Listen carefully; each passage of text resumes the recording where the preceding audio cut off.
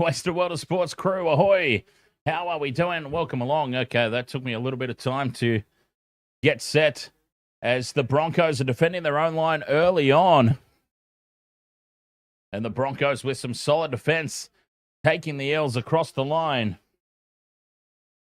Okay, so I have set up a multi for this game. I haven't had a chance to put the graphics on the screen, so we are going to have to just bear with me while I get that sorted. But hey, we did get the same game multi nailed in that last game, so I'm pretty excited about that still.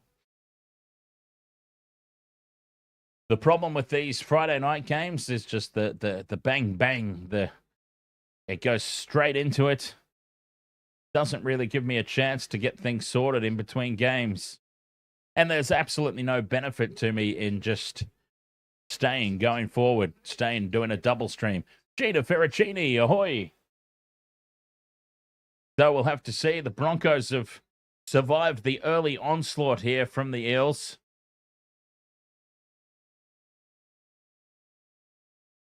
So I ended up putting on a 4-leg same-game multi. I think it's a pretty decent one as well. We've already got the one same-game multi across the line tonight. And it would be fantastic, obviously, if we could get another one as the Broncos put this kick downfield, taken by the Fox.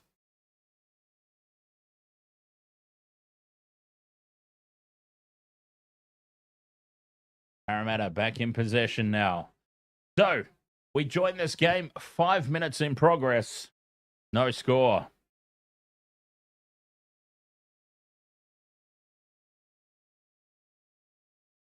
Moses, what difference can he make?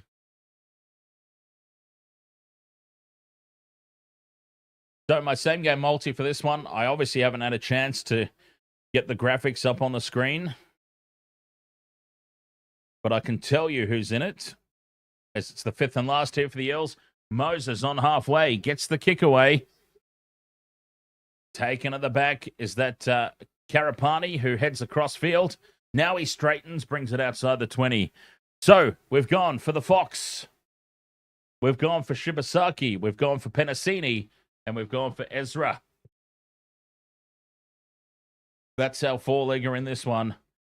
The Fox, Shibasaki, Penisini, and the Ezra.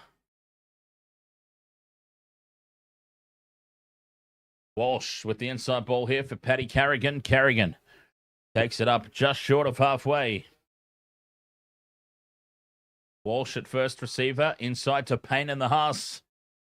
Payne and the Haas tackled on halfway. Fifth and last, Broncos. Short side for Walsh on halfway. Puts it high. It's a huge kick in terms of height. Everybody stands back and watches it. That's always dangerous.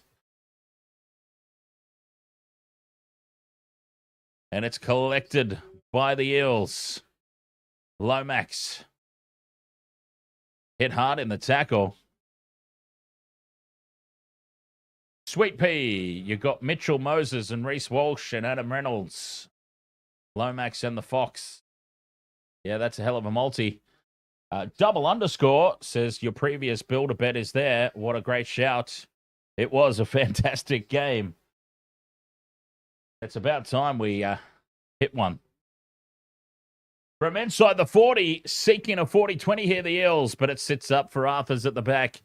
Fires it across infield for Reese Weesey. And Walsh is taken. Now, if I get any moment in the game, I will sort out the graphics for the same game multi for this one. We've gone the Fox, we've gone Shibasaki, we've gone Penisini, and we've gone Ezra Mam. For this one. So we'll see. I haven't had a chance. Obviously, it was so quick in between games. I haven't had a chance to set anything up just yet. So what we're going to do, we are, as Walsh now, dummies. Takes the line on, and he's up over halfway there, Reese Weesey. Fifth and last. Broncos just inside Eels territory. From dummy half, kicking for the corner and finding touch. About 12 out from the Eels line. Ben Hunt just slowing things down. turning the Eels around, putting them into the corner. And, of course, Reece Walsh is hurt. He's always hurt. Reece Walsh is too soft for this game. He should play soccer, I recommend.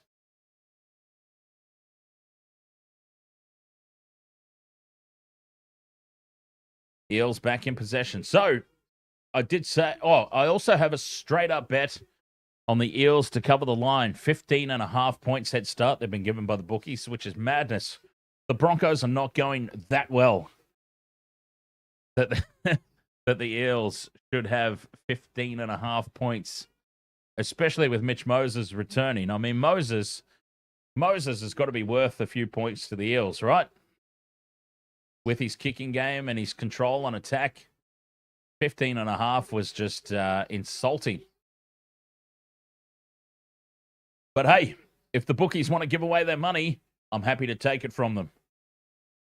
So, yes, on top of my multi, I've gone the Eels to cover the 15.5 line. Straight up.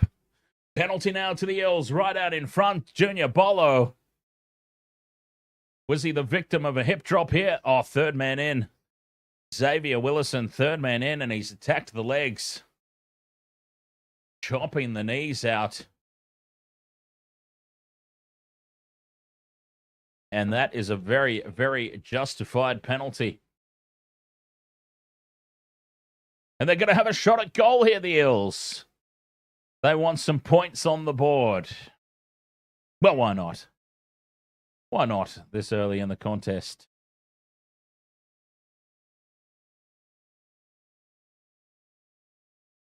All right, so now that there's a break in play, let's try and get some stuff sorted out here.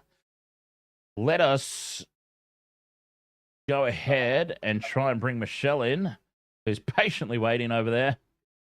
I used the term patient very, very loosely. She actually looked really pissed. Goddamn son of a bitch, keeping me waiting. But as we try and sort things out here, looking for first points of the night, Zach Lomax. If he kicks this, we will ask where this kicking was at Origin. He's put it on target here. Zachary Lomax puts it down the middle. And where was that at Origin? Sorry, I literally just shook his head like, where was that at Origin? Yep, I said I won't keep bringing up State of Origin.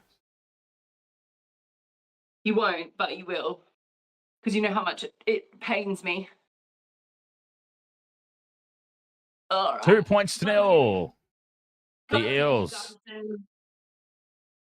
Okay, so, whoops. Whoops. Yeah, I hope I didn't just end the entire live stream. Something's happened here to my screen. It's very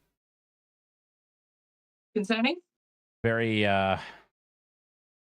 annoying. Well, you can. I am trying to get everything sorted out here. Eels leading 2 points to nil. I've still got to get my same game multi up for this game. Well, if you'd like me to, jump on in, I can attempt a call, but. Well, I'm trying to even get you on the screen. Chelsea Legacy says this match will be boring. I don't know why. Oh, give it a chance. I say, give it a chance. I say, it's 12 minutes old. I'm going to say ahoy to the chat room. Gina Ferracini, Gabe Mel. Is it Scalino? I'm going to crank this up a little bit for my old ass eyes. Can't read from this far away. Yeah, Scalino 909. Scalino 909. Wee Tamati Wiravana. Bonds. Everyone's here. No diss. So I'm going to say hi, even though you're driving me nuts already. Yeah, so the Broncos got the ball back and they're bringing it out. They're attempting to bring it out of their own 30. With big Payne Haas, who has returned. Has he returned? Is that him in the middle there? Payne and the Haas. That I've just seen take a hit up. And of course, just, the workhorse that he is, just running down the field as always. But the Broncos put a bomb in and it's taken very nicely by whoever is number one for Parramatta. Literally no idea who it is. I love it. Whoever that is out there. Whoever that is. I know who Zach Lomax is, and I know who Mighty Mouse is, and I know who Mitchell Moses is, and that's about Wow, that's the car when it comes to Parramatta. in that case, let's sit back and enjoy some of this commentary then as we go the pass from this guy to whoever that is, and goes out wide to the right to that bloke. At dummy half. Well, they go too quickly sometimes, and I can't see their numbers, and I don't have cheat sheets anymore because I don't come to your place anymore to do the streams. So, you know. Fifth and last here, and that guy for the Eels, number 7, puts the kick up, and it's taken by Karapani at the back. 2 points to 0, the Eels. Now, I was talking, you probably heard me, Michelle. I was saying it was quite disrespectful to the Eels to be given a 15.5. Like, you're not as diehard as you used to be, Broncos fan. They're not a scarf on. God. But they're not winning this game by 16 points or more, are they? They're going to win this game, but they're not going to win by that much. Not with Mitch Moses back. Yeah, so even hardcore Broncos supporters can't imagine it being that big a blowout. 15.5 was very disrespectful. But hey, I'll take their money. I'll happily take their money from them. As Ezra Mam's tackled here on play 3. Carrigan, late pass out the back from Reynolds. Here's Walsh. The double pump and cutout pass to Karapani on the left edge. Tackle 4. 20 out from the line. Here's Reynolds in midfield. Goes out the back for Hunt. Hunt, a late pass, but he was already called held. That will have to go back. So we got Hunt back as well. I mean, he hasn't really done anything. Huge amount. Yeah. Reynolds down the short side, puts this kick up. It's a contestable ball. Ricky bats it back and Arthars spills it into touch. Oh, the try was on there. We've got a big referee's whistle. It's a penalty. Adokar. Oh, the Fox is blowing up big time. Who did I send you a photo of the other day that I thought Adokar looked like with that bleached hair? Yes. I can't remember.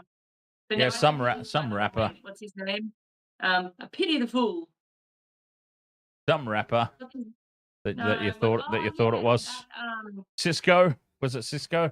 Cisco. It was Cisco. because he was dancing around, and they had a video of him on a reel or something, and he was dancing around to the thong song at training, and I was like, holy flipping hell, you do actually look like Cisco. So. Penalty to the Broncos here, and Adam Reynolds is stepping up to have a shot to level the scores. Make it 2 points apiece. Anyone else think Adokar would have a bigger season than he has had? Well, he's been battling injury, hasn't he, as well? Like, he's had a couple of spells on the sideline, I think. I mean, you don't always come back Reynolds, it took him back. Wow, it looked for all money like he'd missed that. But he hooks it back in. Not bad at all. And we're all locked up at 2 apiece. Broncos versus the Eels. I am riding that 15.5 line. That's where I've put most of my money in this game. I actually would not be surprised if the Eels won. But I dare say the Broncos will get the job done at home. I just don't think they'll get the job done by 15.5. That's a crazy line. I feel like they'll get it done at home. But, I've been wrong before, especially when it comes to the Broncos. So 2 points apiece. And Sean Russell with the restart. Karapani plants himself under it and gives it to big Xavier Willison for the hit up. NXT Noah says, but in defense, as an Eels supporter, I can admit we aren't the best team. But in defense, we haven't had the chance to use our full team. And we're a big young gun side. Yes, the Eels have pretty much made their intent clear. 2025 is now officially an afterthought. All their attention is building towards 2026. That's pretty clear. And it's good that they've given Fabian the board as the Broncos kick from halfway here. High ball. Easy take of the back from Papali. Returns it now. Held up and driven back in the tackle. Needed to get lower body height there into contact. But again, that's a learning experience for the young fella. Papali. What's going on with TikTok? So yes, they've clearly made the decision that they're focusing on 2026. And I think it's good that the board has elected to back Jason Riles and said, yes, okay, we're going to cop these losses in 2025. A kick on tackle 4 here from dummy half. Riley Smith finding space in behind Walsh, who retreats to the end goal for it. Walsh easily back into the field of play, steps around Moses and brings it outside the 10. Well, that's a good kick return there from Reese. What was he doing, flapping his arms around like that? Trying to get, trying to drop his wing speed or something? My God.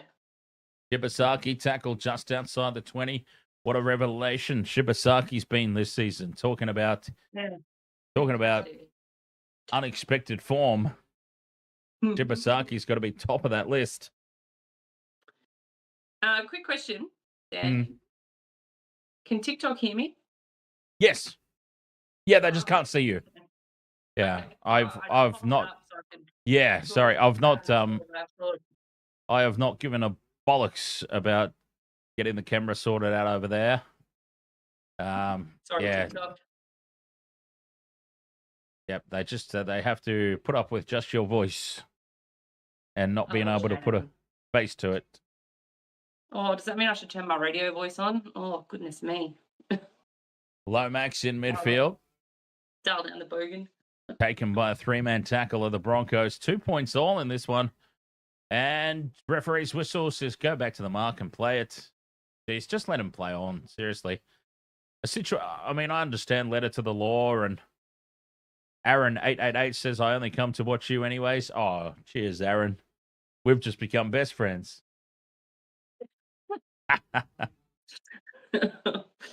Oh, goodness me. Anyways, I've got to go have a wee.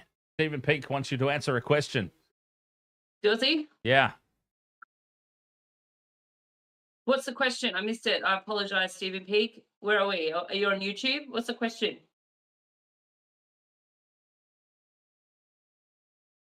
While Stan goes in peace. Oh, beware the second bounce. Beware the second kick. And is that in? They're in. Parramatta are in. I don't know who scored it because I don't have my cheat sheet. Number 4 for Parramatta is over the line. Beware the second bounce off the kick. Oh, and a nice little kick in over there as well. Can someone tell me who that is? Number 4 for Parramatta? I have no idea. I have no idea, DJ Shaq. Don't put a question mark on the end of it. Tell me with confidence. I want to know who it is. Well, the kick's gone downfield. It's been allowed to bounce, or it found the space in behind, and Sean Russell collects it, puts the chip in over the top for himself, regathers it, and dives over Sean Russell. Well, there you go. Sean Russell. I thought about putting him in my multi. I didn't really. The Broncos, Walters should be leaving. Stephen Peake, I don't know if Corey Pakes has been is leaving.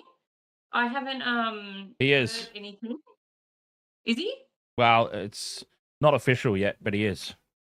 He is leaving? Okay. Yeah. Oh yeah, he's Corey Pakes is our version of Shams from the NBA. That guy knows everything before it breaks. Yeah, remember when I did that video about the cheese going to South 3 months before it was announced? Shams of the NRL. Honestly, I should do more videos like that. Hello, John Michael. It was literally 3 months before the news broke to the public, and I said on a video, cheese, Wayne Bennett will be crazy if he hasn't made the phone call already, and he'll be going to Souths, and lo and behold, he went to Souths and got injured in his first game back. Oh, sorry, I'm not laughing at the fact that he got injured his first game back. I'm just having a chuckle to myself. Having a chuckle to myself about, like, just, It wasn't a funny ha-ha laugh. It was like, poor son of a bitch laugh. Mm. I was going to say something about Pace. I hope he doesn't go, though. I mean, I know if it's pretty much almost a done deal, just not announced, I hope he doesn't go because he's fantastic. He's a great little player, and given the right, Oh, I've got him ahead of Billy Walters. Yeah, but Billy Walters isn't going anywhere. He's too old. But he's so discovered the other week. But he's the focus, and that's why he's leaving. He's not going to stay behind Walters. Penalty here to the Eels. Marker's not square. If you let the ball bounce, you invite disappointment into your life. Buddha DJ Shack over there. Yep. Buddha Guru DJ Shack over there. Yes, indeed. Well, that's a Gus. That's a Gus line. Is it? Yeah. He's just quoting a Gus line there, and we love Gus. Well, Gus is a guru, so I like Mitch Moses too, Gina Veragini. So big contact here in midfield on the Eels, driving them backwards. Ezra Mam. Queen Gutho gave me another reason to dislike him in the previous game. Oh, he was atrocious tonight, the Gutharina. So bad. So bad. Dragons should have won that game. That was really poor. Gutherson was poor. DeBellin was poor. Like their experienced heads were the poor ones in that game. It was really, really upsetting. Walker goes out the back. Intercepted by Reynolds. Get those old legs pumping, son. Reynolds is away. Does he have the pace? Can those old legs keep going? They can't. He breaks down 5 meters out. Slides across the line, though. Momentum takes him there.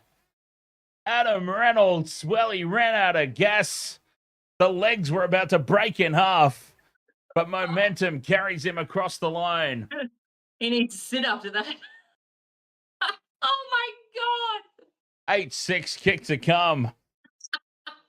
And he is done. Oh, I mean, I'm not laughing at him because I would have been done at least 20 meters before he was. But, yeah, he is done for the night, Reynolds. Oh, that was, oh, Reno, I love you, but my God. He just stuck the right arm out, and it stuck in the hands, did the ball, and he got those old legs pumping just enough. Penisini tracked him down with plenty of time left, but he slid across the line. I think Penisini even slowed up a little bit because he felt maybe the momentum would take them over the line. Oh, look at him. He is gassed.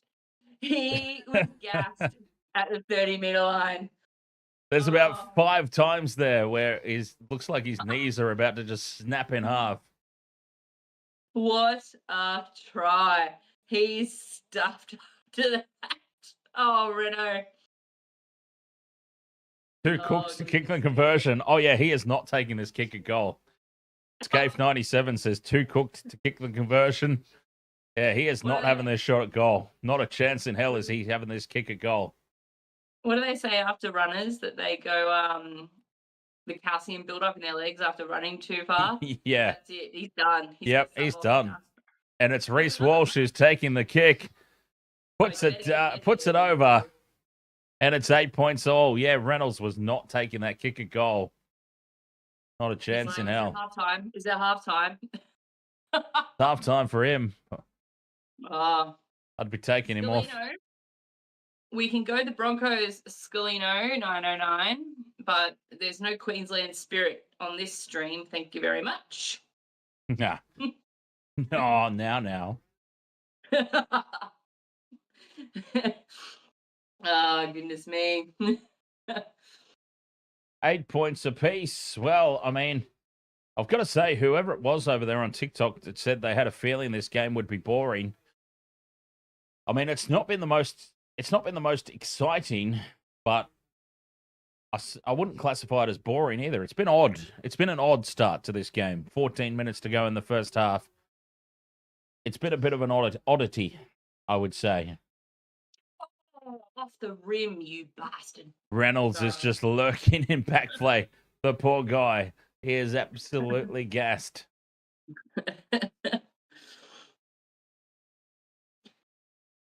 Now it's it's crazy because at the end of the last game, right before I ended the stream and jumped over to this one, as the Eels let the ball bounce again. Beware. The second kick infield. Ezra Mam's there, but so too is Papali for the Eels. Oh, that guy. Ezra makes Number the one. tackle. I did actually say at the end of my multi, I was like, Ezra or Reynolds? Ezra or Reynolds? Ezra or Reynolds? Ezra. And you went Ezra. I made the wrong call. I made the wrong call. Well, I was sorting myself out. I heard you say that. Actually, did I go Reynolds? Let me check.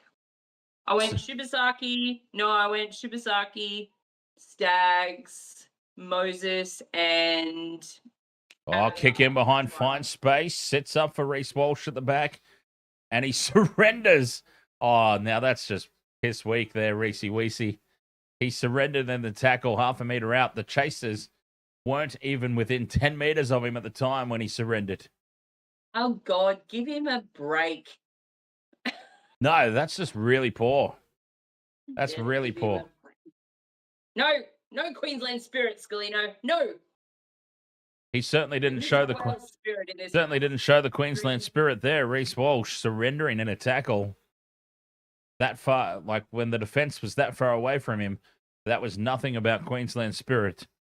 Fifth and last from inside the 40. Taken on the full at the back here by the Eels, and Papali runs it back into nice kick chase led there by Jordan Ricky. Cisco up outside the 40. Moses shuffles it onto the right. Broncos defense well and truly lined up. Oh, pizza and pasta, John Michael. Into Broncos territory here goes Matt Dory. Finding Dory plays it. They get a set restart here, the Eels. 8 all, 11 and a half remaining in this first half. And a set restart, 30 metres out, right in front. To Avati. Gets tipped up in the tackle. Down the short side, Papali holds the pass up nicely for Williams. Williams is manhandled by Jordan Ricky. 10 metres out from the line. Here goes to Avati again. 5 metres out here, the Eels. They've come to play. The return of Moses, the return of Penisini. Here is Moses. That's a poor grubber kick in behind the line, and Ezra Mam dives on it. Oh, Moses is hobbling in back play. Oh, no. Penalty now to the Broncos as they double down here. Moses. Just here we go as he stabs the ground as he tries to put that grubber kick through. Stabbed the ground, and I think you'll be right. Run it off. Run it off. Get a rub down in 10 minutes. Don't let anybody's dirty minds go anywhere. I'm out on his leg. His third leg. I don't go in there either.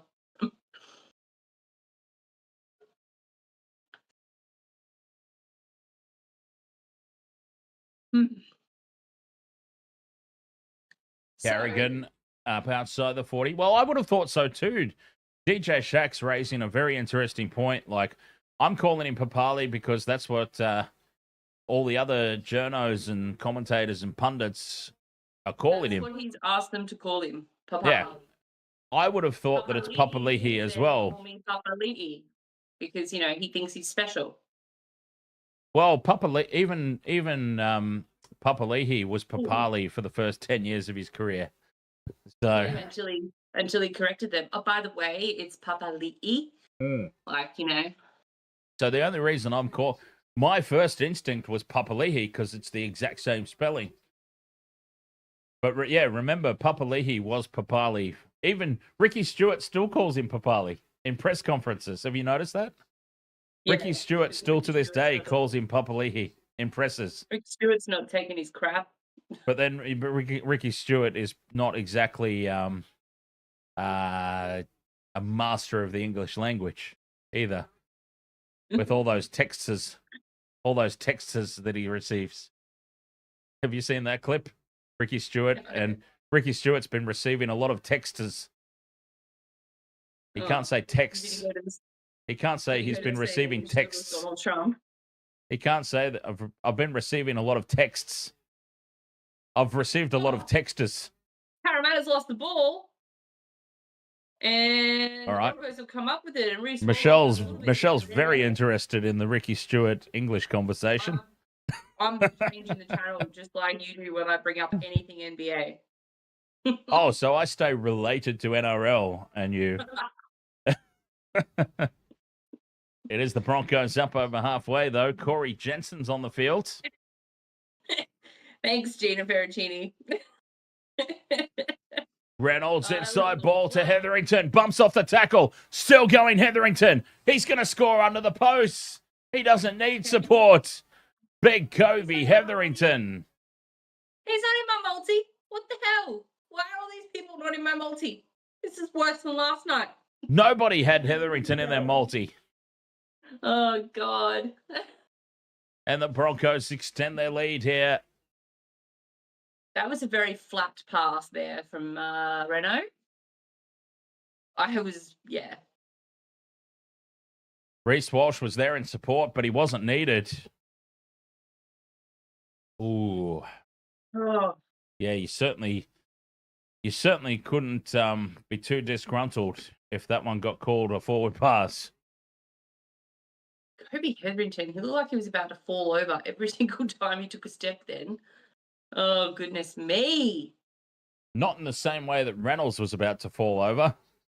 No, he just looked really, really awkward running. I mean, Reynolds was pumping his little legs out, but Hetherington just looked really, really Gumby. Gumby? Maybe it's black boots. I haven't heard that as an insult for many a year. Saying it's an insult. I'm just saying, looked like he was a bit of a Gumby running along. I think it was. Well, we used to use it as an insult at school. As Reynolds converts from right in front. To the 80s. We used to call Dougie Gumby. Dougie's nickname was Gumby at school. Yeah, but because he was so tall and lanky. Right? Yeah. He was tall and lanky. Dougie basically hasn't grown for the past 20 years. He was that size in high school. The rest of us sort of caught up to him as much as we were ever going to catch up to him. He was always that size. If anyone in the chat room remembers Dougie from the Roosters Sharks game when he popped in and joined me. Ah. Yeah, and all he could talk about was the sponsorships on the jerseys.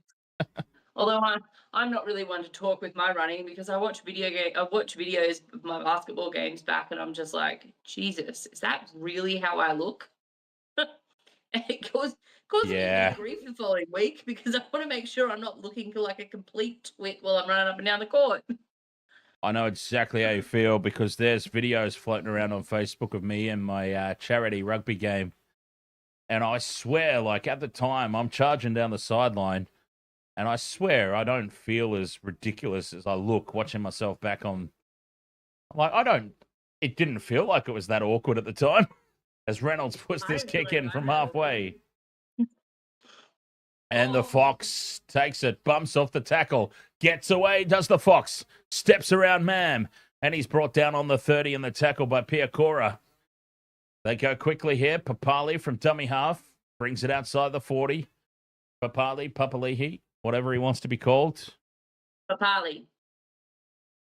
Lomax up over halfway. 5 minutes to go till the halftime break. Broncos up by 6. How's Mitch Moses? Is he still running around out there? Yeah, I believe he's still out there. He just, jammed his ankle into the turf when he tried to make the kick, and there he is. Short ball there to Tuavati. 5th and last. Moses down the short side. Puts the kick up, looking for Lomax. Lomax milks the referee perfectly to get the penalty here for the Eels. Are you right, buddy? Oh, Canberra, Milk City, right there from Lomax. Ollie, it's not a milk. It's 100% a milk. Look, I'm not saying it's not a penalty. I'm not saying it's not a penalty, but I'm just saying he might have been better off actually like continuing on there and competing for the ball rather than diving. It was 100% still a penalty, but he didn't get knocked to the ground. He dove to the ground. I would have rather seen him compete for the ball there. It's still on though for the Eels, 10 meters out from the line. It would have been a penalty either way. So compete for the ball, try and get the points, I say. Oh, the ball is bobbled there by Hawkins. Gets the pass away for Williams. 10 meters out here, right in front of the post. So just to the left, actually, the Eels. They go to the right. Moses is going to put the kick in here for Lomax. Hits his chest on the fall, and Lomax scores. Bernie Lomax in the corner. 14-12, kick to come. And you would back Moses in here from the sideline, wouldn't you? Well, you wouldn't back Lomax. Oh, Lomax should be doing the kick in, wouldn't he? Of course. Yeah. Okay. Well, this 2 points is not a given then. Well, God, I swear to God, my TV can be on mute and the awful, awful tones of Slater can still cut through glass. I can still hear him. Where's my remote control? Cam B says, Eels, go. Show how boss.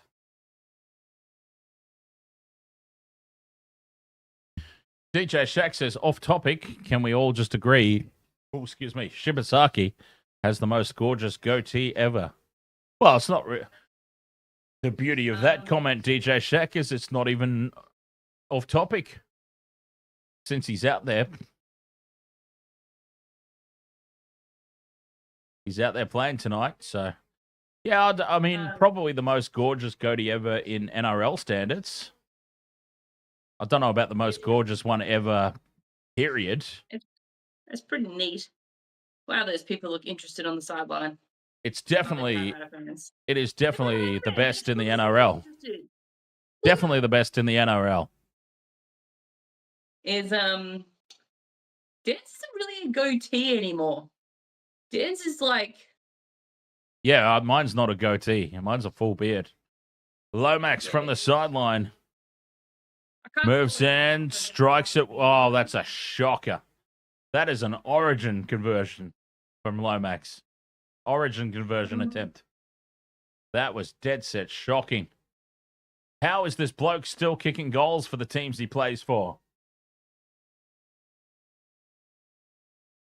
God damn. That was so bad. Wow. That was a disaster. MK Warrior says Broncos tonight or never. Shibasaki next try. The goatee himself. 2 minutes to go until halftime. 14-12. Nice. That 15.5 is looking pretty good. My multis are looking terrible. Well, so's mine, but I do have a straight up bet on the Eels to cover that 15.5 line, which I thought was ridiculous. As I said, I'll take their money if they want to give it to me. I'm more than happy to do that. We'll see. We'll see. But we don't want an Eels versus Raiders level drop-off in the final 8 minutes, though. The Eels were like 6 points behind with 8 minutes to go, ended up losing the game by about 30 against the Raiders the other week. So we can't see anything like that. Oh, I missed that one. Fifth and last here, Moses from halfway puts it high. Lomax is charging through. Walsh hears the footsteps, but he does well to take it. Oh, and he's picked him up and thrown him backwards. Walsh takes offense to getting wedgied. Thought he would have liked it, to be honest. Picked him up by his little undies. And now a penalty here. Oh, the Eels are furious. Pressure on the neck of Shibasaki as Lomax manhandles Walsh here. Oh, these little. Was that a nun in the crowd? Probably. Oh, goodness me. John Michael says, when I visit Brisbane, I'm going to shut down a delicious steak and chips. Oh, very nice. Very nice. Gina Ferracini says, I'll shout him a drink. What, just one? Take the drink. Just one. I need more than that, you realise. But I appreciate it nonetheless. Carrigan with the cutout pass over the top. Hits the chest of Arthars. Arthars slips into contact. And this will be the last play of the half. Set restart. And it goes for a 2-point drop goal attempt. Wow, that's a shocker. His legs are still tired. Yeah, it looked like it too. It was about 15 metres short from the goalpost. The 2-point field goal attempt from Reynolds. And he can't wait to get into the sheds and have a sit down after that try. 14 points to 12. The Broncos lead by 2 at the break. And yeah, looks like Reese's daughter has been doing his hair and makeup again. Got a little plait in the back there. And that 15 and a half is looking mighty good at the break for me. It's been a good night so far. The same game multi-hit for the last game. Gutherson let you down, of course. He let the whole team down. Like, not just your multi. He let the team down for a chance for victory.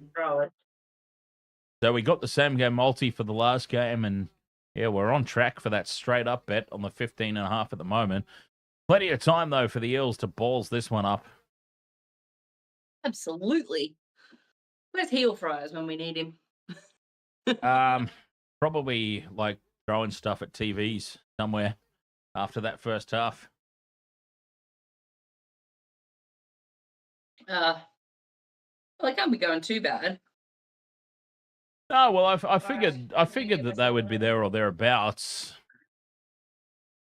Yeah, if you take away now, obviously you can't legitimately take away things, but as DJ Shack says, if you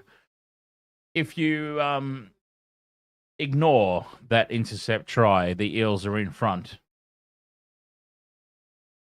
Oh, he was in so much pain. He's like, I can see the line. I can see the line. And someone else promoted him. Who was running their fingers on his head? Ezra Man. That's hilarious. Oh. Yeah, the Eels certainly showed up to play. That's for sure. I had a feeling that they would. Yeah. That 15 and a half was crazy. All right, halftime break. Well, halftime break for me. Are you going to stay and talk to the people, or are you going to pop off for a break as well? I can wait till you come back if you so desire. Depends if you want a break or not, I suppose. Whatever. I'll grab another beverage, so I'll come back too. All right. We'll play some music then. Halftime here. 14-12. Anybody's game at the halftime break. Be right back.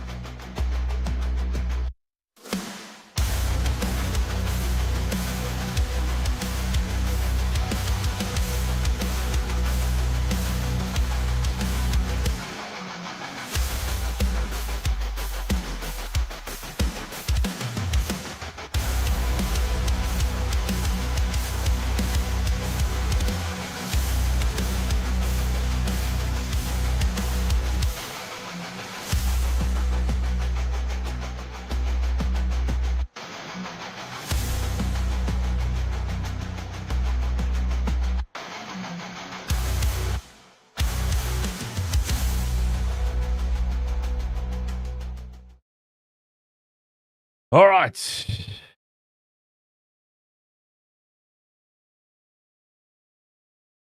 $14 to 12 at the halftime break. The home side. in the lead, but the Eels putting on a performance. So there hasn't been a whole lot of love for my same game multi in this one just yet. 4 tries in the second half. All my try score predictions. Yeah, probably not. Probably not. The Fox, Shibasaki, Penisini, and Ezra. But still, hey, remember the last game? Last game, Cowboys, Dragons. I mean, it's on the screen still, left over from the last game, because I haven't had a chance to change it yet. It's still there from the last game. There was 4 minutes to go in the game when Jackson Purdue broke away down the left edge to score that hit the multi. So it's never too late, is what I'm saying. It's never too late. It could still happen. Could still get there. You never know. 4 tries in the second half. Scalino, 909. You went and took a small shower. Very nice to know. Very nice to know. Hope you enjoyed it.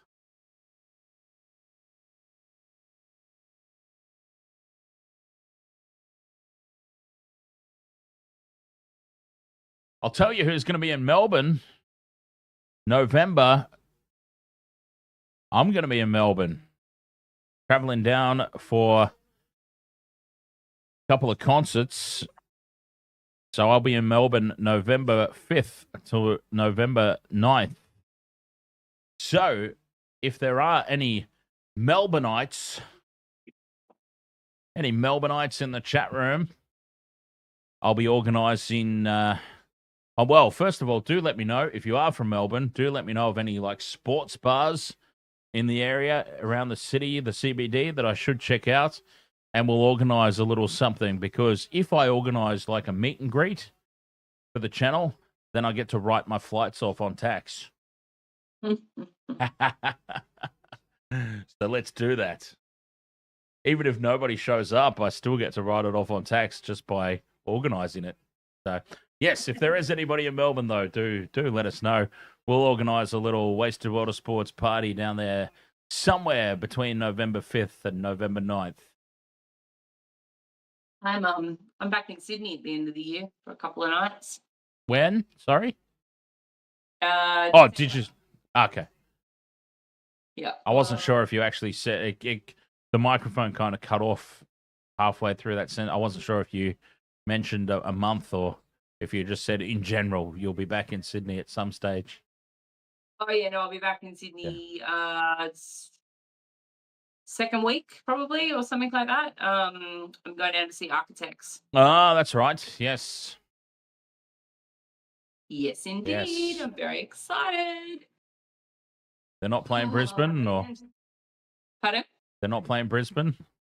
They are. I just don't want to see. I just want to go to Sydney. Jordan Ricky there on the bench with his nuts covered up with a towel. Where? Go back. Go back. Camera, go back. You need to switch over to Fox to be able to rewind. No. And they were covered up anyway. You didn't see anything. They were covered up with a towel. KCT says, let's go Eels. Surely they can beat the dirty old Broncos. Bloody hate the tough meter. Look at Adam Reynolds. Oh, that's the Ford tough meter has given Reynolds a 9. Yeah, that's got to be a 19. The meter's got to be broken. The meter's got to be broken after that, surely. Oh, that's one for you, Michelle. YouTube chat.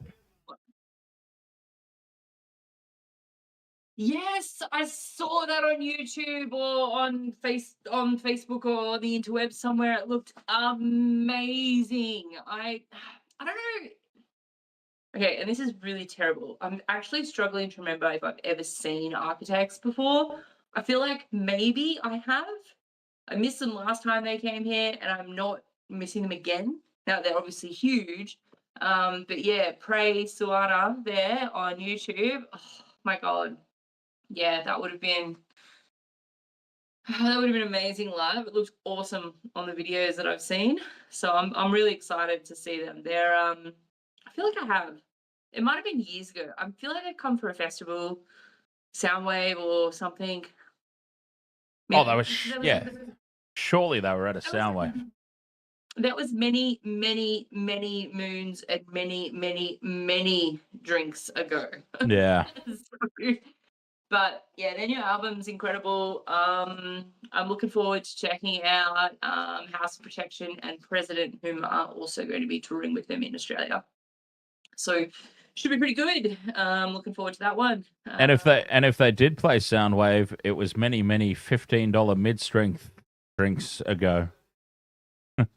Maybe it could have been the Soundwave I worked at, and I had access out the back. So Right. could have been that one. Yeah, Architects. I can't access Google right now, but have a look. Architects, if they play the same year as Butcher Babies, that's the same year that I was working for. Oh, okay. So I was like looking after Butcher Babies and Monuments. So yeah. Anyway, completely off topic because that's the other thing I work in, which is the music industry. And yeah, but I'm going to see Architects, and I'm really excited about going down to see them. So actually, Bleeding Art Collective has just kicked over 2 years too. So that's my little side hustle. Yeah, nice. To go and play gigs. Are you looking it up? Yeah. Well, it came up as Soundwave 2010, but then I'm going through the flyer and I can't see their name on the flyer anywhere. But Architects Soundwave comes up Soundwave 2010, but I can't see their name anywhere on here. It was one of the last Soundwaves. Oh, wait, here's another. Okay, 2011 it comes. Okay, so pretty much Architects Soundwave just returns every Soundwave flyer ever released, apparently, which isn't quite what I was. Soundwave Architects previously performed at the Soundwave Festival. Architects was part of the 2010 Soundwave lineup and have also toured Australia separately. Oh, well, maybe it was 2010. I'm trying to. What was the last Soundwave? 2016 was the cancellation of. So it said here. 2015? Or maybe 2015 was the last. The festival was cancelled in 2016 due to poor ticket sales. Oh yeah, that's right. That's right. 2016. Yeah, so 2015 would have been the last one. I know exactly why it was cancelled. Poor ticket sales or shit, I'm out of money. I am not at liberty to say. Okay, just blink twice for yes if it's the out of money. No, it's not that one. John Michael, I will potentially be in Sydney immediately following Melbourne on the 9th of November. Potentially. Come to Sydney and see Architects. I'll be all good, thanks. Yeah. I mean, I'll go to Sydney. I'm not interested at all in the show. Right. It's in Chinatown. Okay. Actually, no, it's not. I'll be at Chinatown. You can find me there afterwards.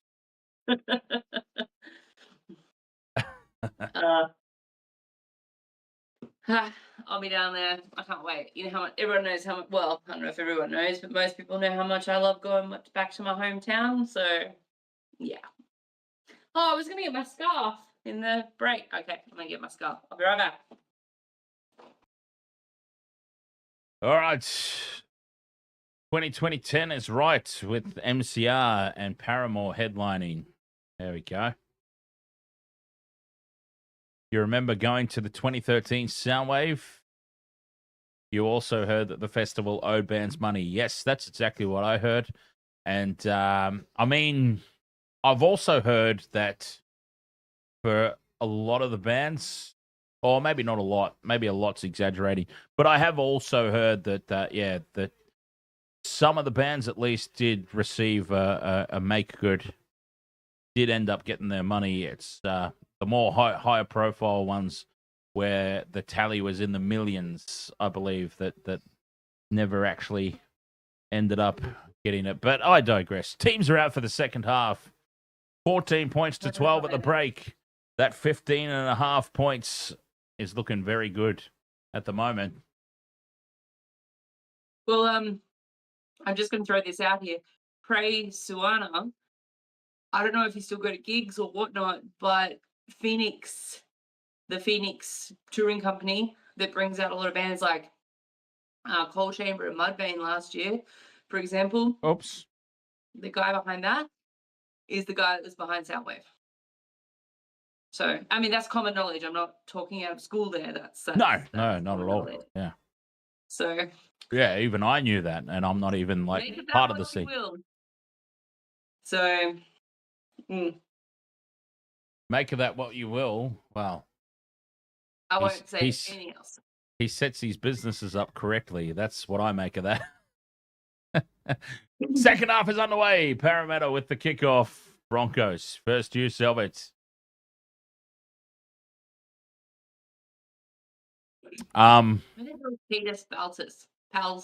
Yeah, I was just looking at that and I'm like, who's the egg with glasses?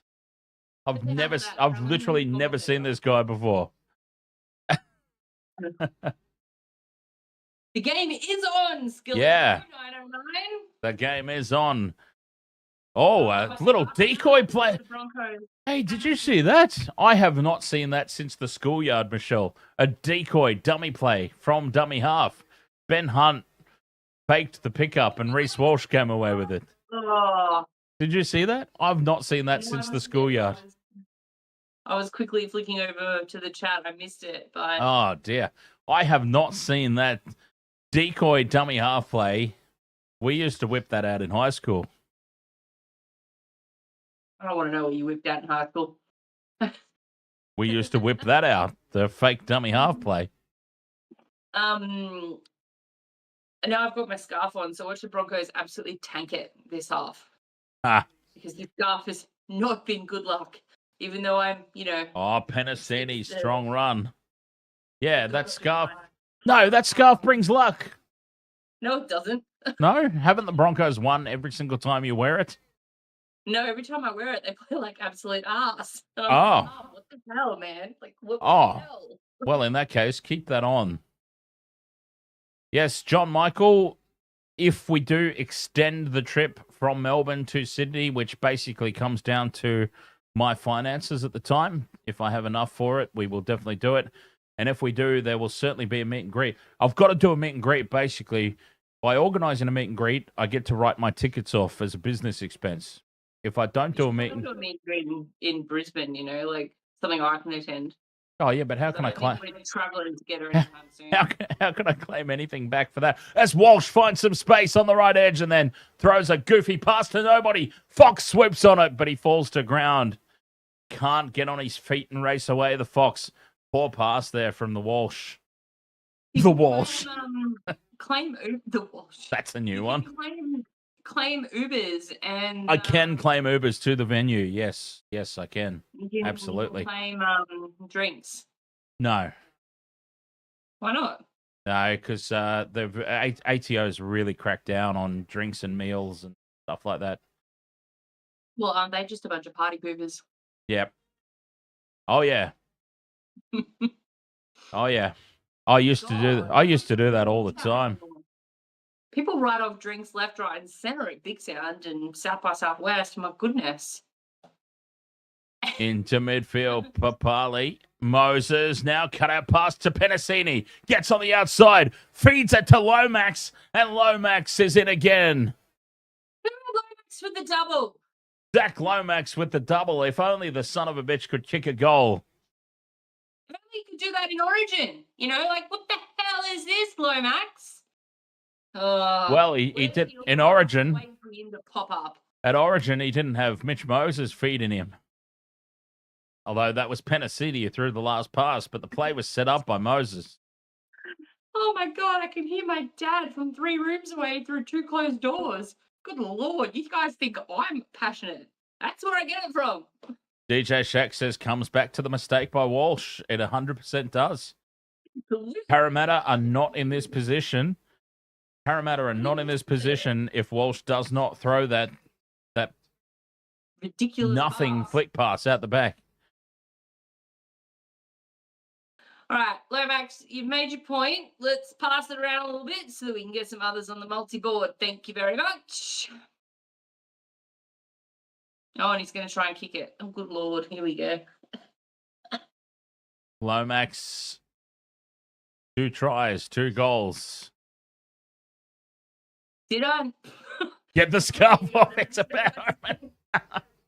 No, leave the scarf on.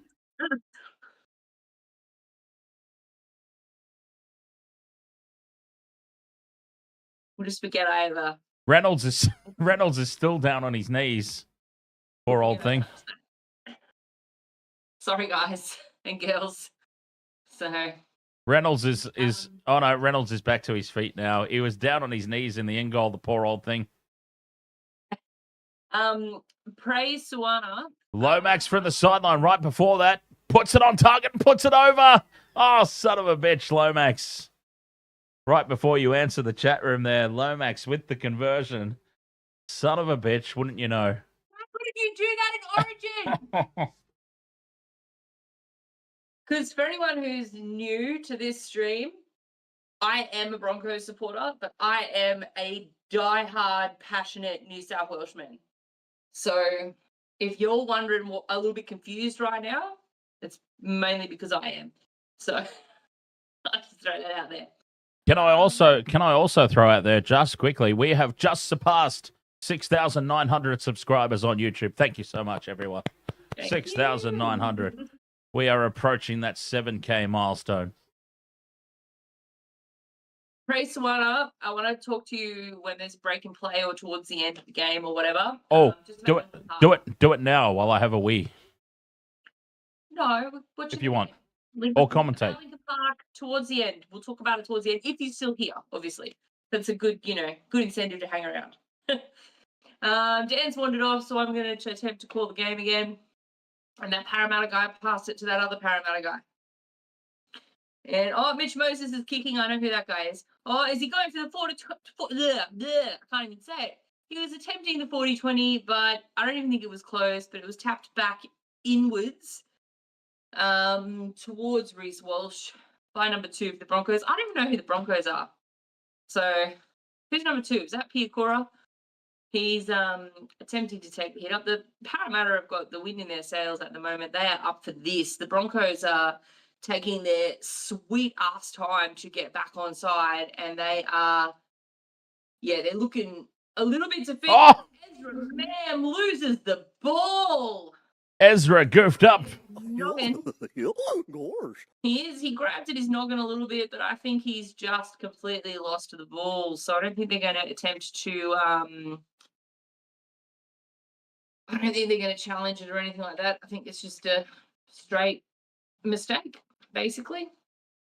Ezra needs to go back into the sheds and get on something. He's looking very flat tonight. They're all looking flat tonight. It was a little high, but no excuse to just drop the ball cold. So. Oh, down the left edge, go the other. I can't help but notice that this has been sparked at halftime since you put that scarf on. You might not be wrong about that bad omen. I'm not wearing that scarf ever again. I think I need to sage it and get rid of You actually legitimately might not be wrong about that. You put that scarf on. The Broncos haven't come out of the sheds here for the second half. Hawkins to Moses. Cut out pass across the face of the defense to Geimer. Aaron 888 says, keep the scarf on, please. Moses in front of the post. Out the back to, where's that Williams there? I think it is. Hopgood caught with the ball. Sorry. She's wandering around, upset with my life choices. So she decided to put the mocker on the Broncos. Moses goes out the back to Papali. Penisini gets on the outside, but Walsh is there to hold him up. The pass is thrown back in field, but the referee's whistle is blown. Forward pass. Oh, they can't believe it, the Eels. They are in a state of disbelief. DJ Shark's asking me a question about a player again, and I have no idea. That's why you can't ask me, DJ Shark. You've got to be confident. Tell me who the player is, because I got nothing. Yeah, it's like you asking me or telling me. She needs you to tell her. I need you to tell me. Good Lord. All right. So the Broncos got the ball back. It's a terrible scrum. He's going to call him back, make him do it again, do it properly. You learned this in grade school. Pack a scrum, for God's sake. Scrums aren't even a thing in rugby league. How do they get them wrong? Oh, they suck so much. They shouldn't even be allowed. Oh, there's a penalty to the Broncos. Parramatta offside. Right there, weren't you, darling? Parramatta caught offside. Nice little piggyback up. Oh, is that Ben Hunt leaving the field? And onto the field comes Billy Walters. There you go. Ben Hunt early in the second half. I fully had a moment then thinking Ben Hunt was playing for Parra. And when Billy Walters ran on, I was like, well, why is he replacing? So Ben Hunt's only just back from injury, isn't he? Like a couple of weeks. He was back last week, and so maybe they're still just easing him into the 80 minutes. I mean, he was non-existent tonight, wasn't he, Hunt? I don't remember even really saying his name. No, a couple of kicks, kicks, nothing too dramatic. So what do we got now? Jesse Arthars is it who's lost the ball. There's going to be a captain's challenge.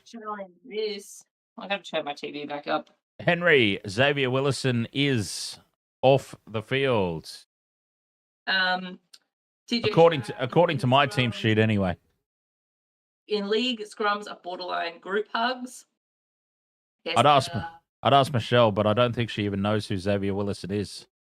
I know who Xavier Willison is. What's going on? What are you asking? Oh, I think he's off the field. We were just talking whether he's out there at the moment or not. I think he's off. I have no idea. Haven't seen him. Couldn't comment. Yeah. I don't know what old mate here thinks he's doing because he's nowhere near the try line to try and score it over his head. So. Oh, this is a successful captain's challenge.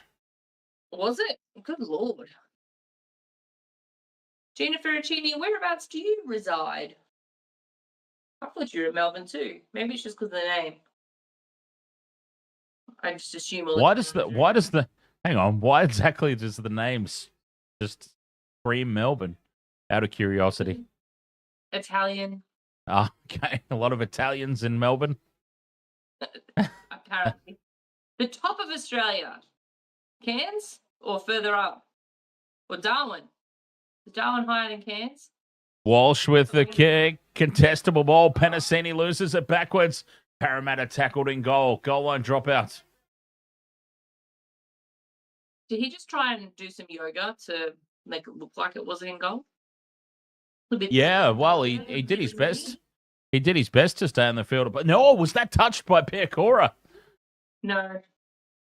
I'll have a look. No, it wasn't. Moses lines up this restart. It wasn't touched. Moses sends it deep. It bounces up over halfway and sits up at the back for Hetherington, who he slips. I was about to say he charges into the line, but then he went on his ass. 40 out from the line here. It does seem that way, yeah. I mean, the way that Reynolds slid across the line from 5 meters out, there's a lot of what's the word? Oh, the Broncos get in each other's way here, right off the back of a set restart, and lucky the referee has decided to play advantage for them because they got that all wrong, horribly wrong. Have you yeah. I'm pretty sure I just heard the referee say, "Yeah, I got you, mate." Now, if that was directed at the Broncos, that's some shenanigans right there. Yeah, I got you, mate. Okay, my dad's on KO, so he's about 20 seconds behind, so I just... right. Isn't it nice to be on this side of the fence? Reynolds drops it off on the inside. Yeah. But, Broncos have got it close to the line here, half a metre out. Quick play the ball. Reynolds goes down the back here for Mam. On to Piacora with the end and away, but he can't beat the defence of Penisini. It is a set restart, though. Inside the 10. Walsh feeds it on here to Jensen. Taking a ground 12 metres out, just to the left of posts. Walters to Carrigan. Reynolds holds the pass up. Now tries to fire it over the top of the Fox. And the Fox with the intercept. Reynolds I guess after that 80-minute try. I guess you can. Yes, he is. He's still exhausted. But I guess you could say that Reynolds was outfoxed there. Ha ha. Gina Ferracini, I got a mate who lives up in that neck of the woods. He actually does tours and stuff in the Northern Territory. He's on Instagram, Wildman. Is it Wildman Adventures or just Wildman? Wildman Adventures, I believe. Yeah. I feel like it is, yeah. Wildman. Oh, this is a good kick chase. Oh, the Eels have lost it. Walsh comes away with it. Lomax is hurt. Lomax is hurt. What's he doing? Lomax is in a world of pain as he heads back to position. 26 and a half minutes to go. Yeah, when Michelle says tours, we're not talking music tours. We're talking like crocodile tours and stuff like that, aren't we? Yeah. He's a metalhead. He's a metalhead, so that's how we know him. And he's very, very Aussie. Like, he's the biggest bogan you'll ever meet. Walsh with the cutout pass. It's forward by a mile. Forward by a mile. And it's been called as such. Walsh is down in back play. Of course he is. Is Stags? Is it Stags or just Stags is out there somewhere, yeah.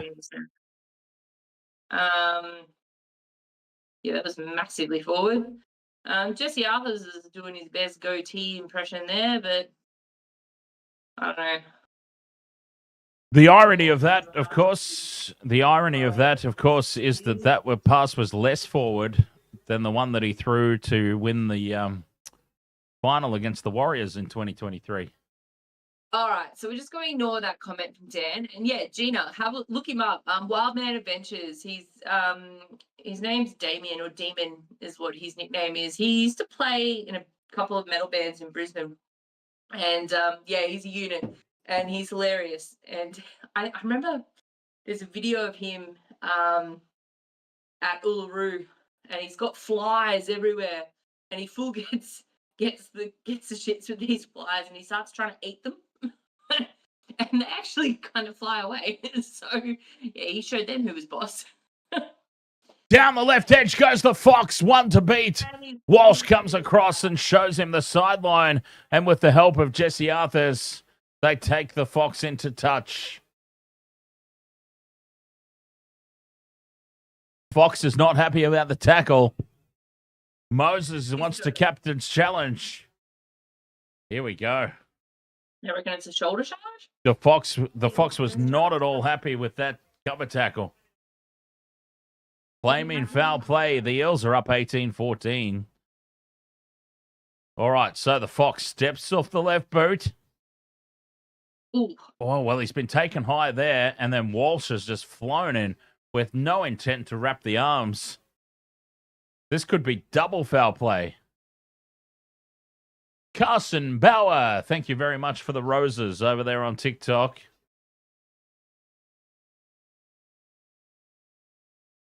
There's a wrapping action from Reece Walsh. Where? I seem to have missed that part of it. Well, he gave him a good little hump there at the end. Challenge unsuccessful here for the Eels. And I've got to say, I still don't see where the wrapping action was from Walsh, but anyway. And I don't see where it's not high, but whatever. Okay. It was a Billy Slater special, that one. That was an absolute Billy Slater special. And Walsh has gotten away with it. Yep, sounds about right. Mm-hmm.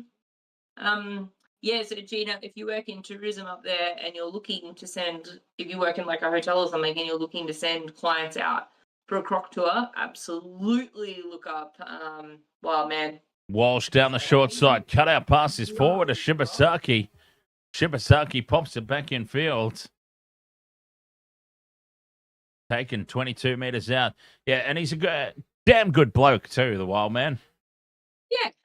It hits the upright and bounces back. Sits up for Hetherington, and Hetherington leaves it behind. A chance to counter-attack now for the Eels. And the Fox is taken down on the 30. Numbers to the left, but Moses drops it back on the inside. Broncos look to rip the ball away.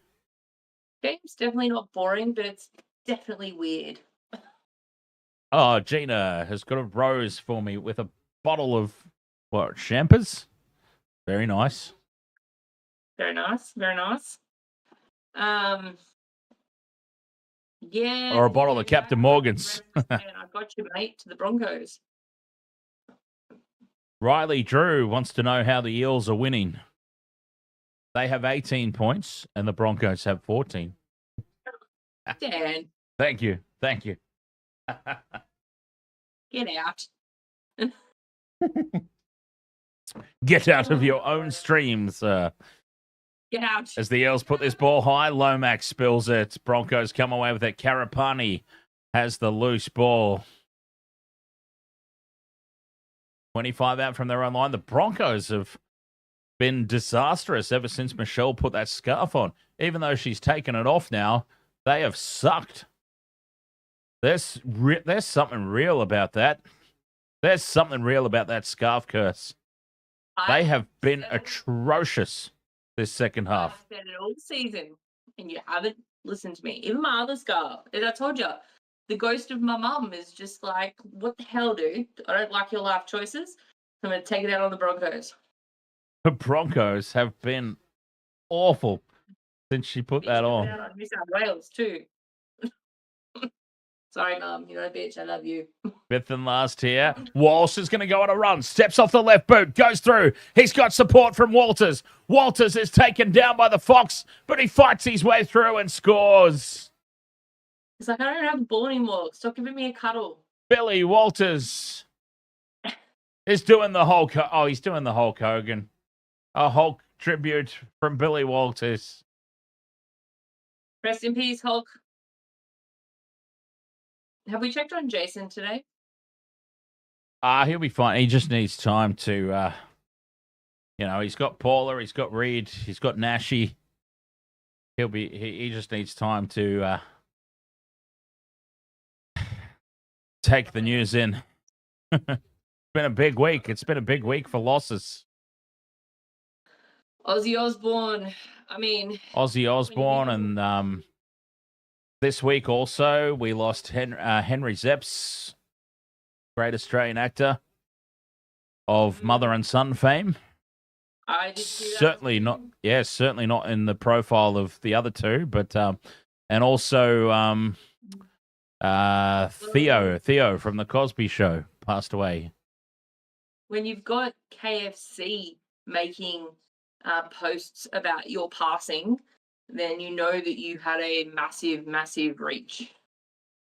And yeah, of course. Yeah, and the singer, somebody in Twitch is saying the singer Fiji passed away as well. Wow. Okay. I will say this. I did mention it to a work colleague about Ozzy Osbourne, and she was like, "Isn't that the Kardashian dad that turned into a chick?" And I was like, "You are so fired. It's not funny." Like, oh wow! Right now, just how do you get? Just get out. How do you get that one so wrong? I mean, she's Thai, so she doesn't. Not that that's saying anything. I'm just saying she's Thai. She doesn't follow, and she's in her 50s, so she probably doesn't follow Ozzy Osbourne as much as she follows the Kardashians. Yeah.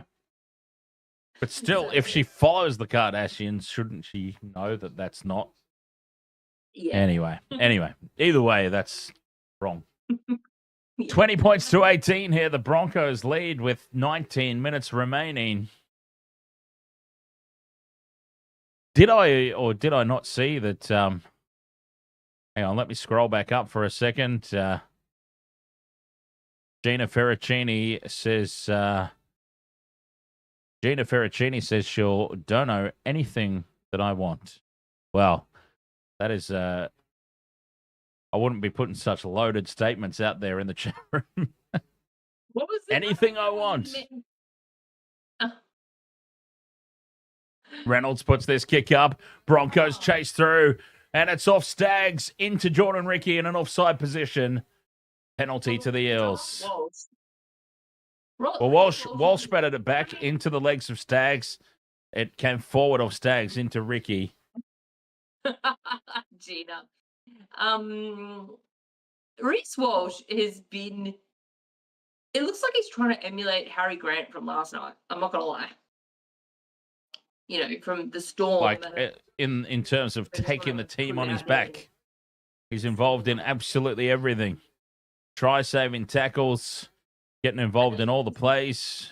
The trouble is, he's not as good as Harry Grant. That's the problem. Well, I was going to say, he's trying, but he's kind of like not. Yeah. Yeah. No, he's trying, so good on you, Reece. Yeah, good job, Reece. Good on you for having a crack. Can we get that on video? We've got that on video. Can someone timestamp that? 30 metres out from the line here. The Eels, 2 tackles left. Compliment. Hawkins with the double pump to Paulo. Back to Hawkins. And the easy target there for the Broncos defense. 5th and last here, Eels. 30 out from the line. Moses puts this ball high. Is it contestable? Yes, it is. Lomax gets through and takes it. Loses the ball forward in contact, and Karapani's away. Karapani puts the step on, but we've got a whistle in back play. What for? Penalty Eels? Yes, it is. High contact. Take the 2. Take the 2. 17 and a half minutes to go. Moses seems pretty confident in Lomax's ability to kick this. Oh, God, yes, that was a high shot. That was a high shot and a half there from Piakora. You saw the spit in that slow motion replay. The spit and the sweat of Lomax's face and out of his mouth. You wouldn't have seen it. You wouldn't have seen it because it's the wrong code. Thank you, DJ Shaq. 10 metres out from the line here. The Eels have knocked out. Moses wanted to take the 2. We saw him put the peace sign up. Moses wanted the 2. They've decided to play on here, though, the Eels. I was going to say, you wouldn't have seen it. It was an AFL hit from last weekend. This guy hit another player so hard, you saw his tooth go flying out of his mouth. Oh, God. Yeah, I wouldn't have wanted to see that. Big defense here for the Broncos. 10 out from their own line. Hawkins goes out the back here for Russell. Russell's got the Fox, and the Fox scores. Josh Adokar scores on the left edge. The Eels reclaim the lead. The thong song has gone over. Oh, good Lord. Oh, they're happy about it too, the Eels. They are up for this one. The return of Moses, the return of Penisini. And suddenly, there is some vigor in this Eels attack. It's almost like Mitch Moses is the rugby league equivalent of a little blue pill. There's so much anger out there that that it's silent. The silence speaks volumes. Because he hates Adokar. Yeah, right. Yeah, like staunch Queenslander. There's very few things that I can't talk to my father about. And one of them is Origin and any New South Wales player that plays. Like, he was singing Robert Toya's praises, but he won't watch him play normal NRL because he plays for the Roosters. Does he play for the Roosters? Yes. Yeah. I hate the Roosters. I'm like, you're from Sydney. Dude! Even Lockyer on commentary right now is like, I would have taken the 2 there. They went for the try. They got the try. And that 63 minutes into the game is my first tick off the multi. Yeah, mine too. Thanks, Adokar. Lomax from the sideline. Gaz Johnson, ahoy, mate. Lomax from the sideline. Favoured side for a right-footed kicker. That's a shocker. Oh, no, it's angling back. Oh, it hits the post and bounces away. Well, it looked like it was a dead set shocker, but then it started coming back. It hit the post and bounces away. He's missed another one, Zachary Lomax. Gaz Johnson, ahoy. I'm going to go out on a limb and say you were pretty upset about Aussie. As we all were. Well, I've tried not to drop this bottle of wine. Dan's wandered off. And Reece Walsh with the kickoff. And it's gone straight down the throat of that Parra guy. He's given it to that other Parra guy. I think that's Junior Paulo. Is that big dude with the bald head? Because, you know, I'm useless with my Parra names. Yeah, I got nothing. They're trying to drive the ball up the middle of the field. They're on the 20 meters out from their own line. Some other big unit from Parramatta was driving the ball up. Who are these people? Well, that was Dylan Walker, and he was very upset about something that happened in the tackle. Oh, probably as Papali now takes it up outside the 40. 2 tackles left in this set. The Broncos have been caught napping around the ruck, but that's a loose pass out the back. Sits up for Geimer. And that's the 5th and last here on halfway. How's it Geimer? I've never even heard of it. Down the short side for Moses, who puts this kick high. The Eels are going to put big pressure here on Walsh, who moves forward and takes it well. Ezra Mam's patting the back of his head. I don't know if he's like trying to wake himself up from a drug-induced state or if he's appealing that high contact on... Appealing for high contact there on Walsh. Pressure on the neck. Well, I mean, it says Ramam, so we've got to ask the question, don't we? One doesn't quite know. Stop it. 30 out from their own line here. Jesse Arthars, who's been very quiet tonight. Arthars. Reece Walsh with 172 metres gained, the most by 42 metres. Wow.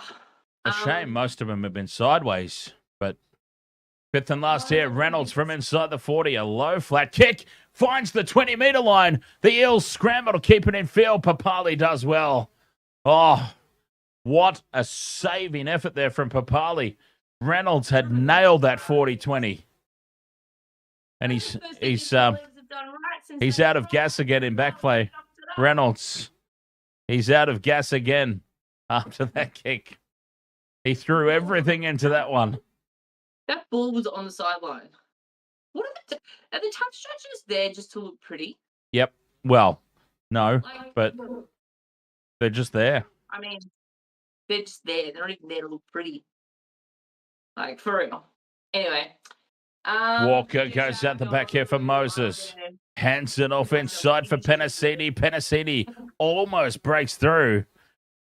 5th and last, Russell goes down the short side for Moses. Grubbers in behind Walsh, and Walsh collects it a metre out, and there he is for another 10 metres sideways to go to his tally. Tackled 10 metres out from his own line, tries to milk the penalty. He's been drinking that Canberra milk. Arthars tries to spin away from the tackle. He's been well contained tonight, Arthars. Walters goes up the middle. Oh, he's been strong. He's honestly, like, we were talking crap about him and saying Corey Pakes is the better option and they're letting Pakes go and keeping Walters. But, boy, he's taken that personally. He's been strong tonight, Walters. He is a little unit. He's got a lot of his dad's fighting in. Walsh takes the kick here on the 5th and last. Taken by Papali at the back. And as Ramam lines him up like, well, use your imagination. You know, he's not had the opportunities. Damn. I tell you what, Henry says cashed his single from Addo Carr. My 15.5 on the Eels is looking pretty good. I still think the Broncos win, but yeah, that 15.5 is looking very good on the Eels. It was ridiculous. 15.5 line. Madness from the bookies. Madness. I thought about changing my tip. I didn't. No, the Broncos will still win. But 15.5 line, that was just ludicrous. Ludicrous. Who did you tip in the last game? I don't want to talk about it. You tipped the Dragons too? Of course. It was madness to tip the Cowboys on their current form. Madness. Yeah, they were at home. Oh, stop it. I thought you would have gone for the Cowboys. No. Oh, so it's still How could- on the same. How We're could still an even keel in the tipping comp. Well, Yeah, not not even. Still at- how could anybody in their right mind pick the Cowboys on current form? Well, they were at home and they're desperate. That's how I thought I was. Yeah, gonna but go. so were the They were Dragons. but Both teams were coming out. Payne in the Haas with a kick. Payne in the Haas. quiet. A chip and chase. That was his version of a chip and chase. He goes and puts a little kick in. Rock my balls! Welcome! 25 out from their own line here. The Eels. 9.5 minutes to go. And Parramatta lead this by 2. 22 points to 20. Walker in at first receiver. Just charges into the Broncos' defensive line. They've got 9 minutes to hold on here, the Eels. Hawkins down the left edge. Stepping back infield. Nowhere to go, though. Well wrapped up by the Broncos' defense. Fifth and last, Moses skips away from Carrigan and gets the kick. Down as far as Karapani. And Karapani brings it back into midfield. Runs it outside the 20. Beats the first tackle. That is a hell of a kick return there from Karapani. Broncos, though, trailing by 2 points as Katoni Staggs goes straight through. One to beat. He puts the foot on the gas. Papali brings him down 20 out from the line. Front foot ball here for the Broncos. Here they come. 8.5 remaining. Reynolds fires it over to Walsh in midfield. Big cutout pass to Shibasaki. Shibasaki dummies, and he is dumped by Lomax in the tackle. It's a penalty to the Broncos for something. Offside is the call. Offside. Wait. Oh, he originally called a penalty, but now it's 6 again. Oh, the referee's lost all control. He gave a penalty, which would have given the Broncos an opportunity at posts, but he has changed his mind, and instead of a penalty, it's now a set restart. The referee has lost all control of this game. He gave the penalty. He blew the penalty. And then he said, no, 6 again. And Shibasaki loses it. Lomax comes away with it. Oh, there will be lots of debate over that call from the referee. He blew the penalty. He stopped play. He had the arm out, blew the penalty for offside, and then changed his mind and said, it's a set restart. And the Broncos lose it on play 2. We will be hearing a lot more about that. If that cost them the game, we will be hearing a lot more about that. Oh. The referee blew the penalty and then changed his mind and called it a 6 again instead. Play on. Broncos lose it 2. Play the balls later. Eels up to halfway. Wow. The refereeing standard just gets worse and worse. I feel like I should Moses. check on my dad right now. Maybe so. As Moses gives the short ball to Walker. Read well by the Broncos defense. 5th and last. Moses puts the kick up. Walsh is under it. Takes it well. Walsh has been secure under the high ball tonight. The knee crumbler. Ahoy, mates. Awful. Gaz Johnson says, wow, another great refereeing call. And I can, it's written word, but I can hear the sarcasm in that. DJ Shaq says, can we go 5 minutes without a refereeing controversy? It would be nice, wouldn't it? No. Oh, by the way, ahoy, meat crumbler. Like, I'm, chopped liver or something. Cheers. It would be nice if we could go. Just can we get a game in?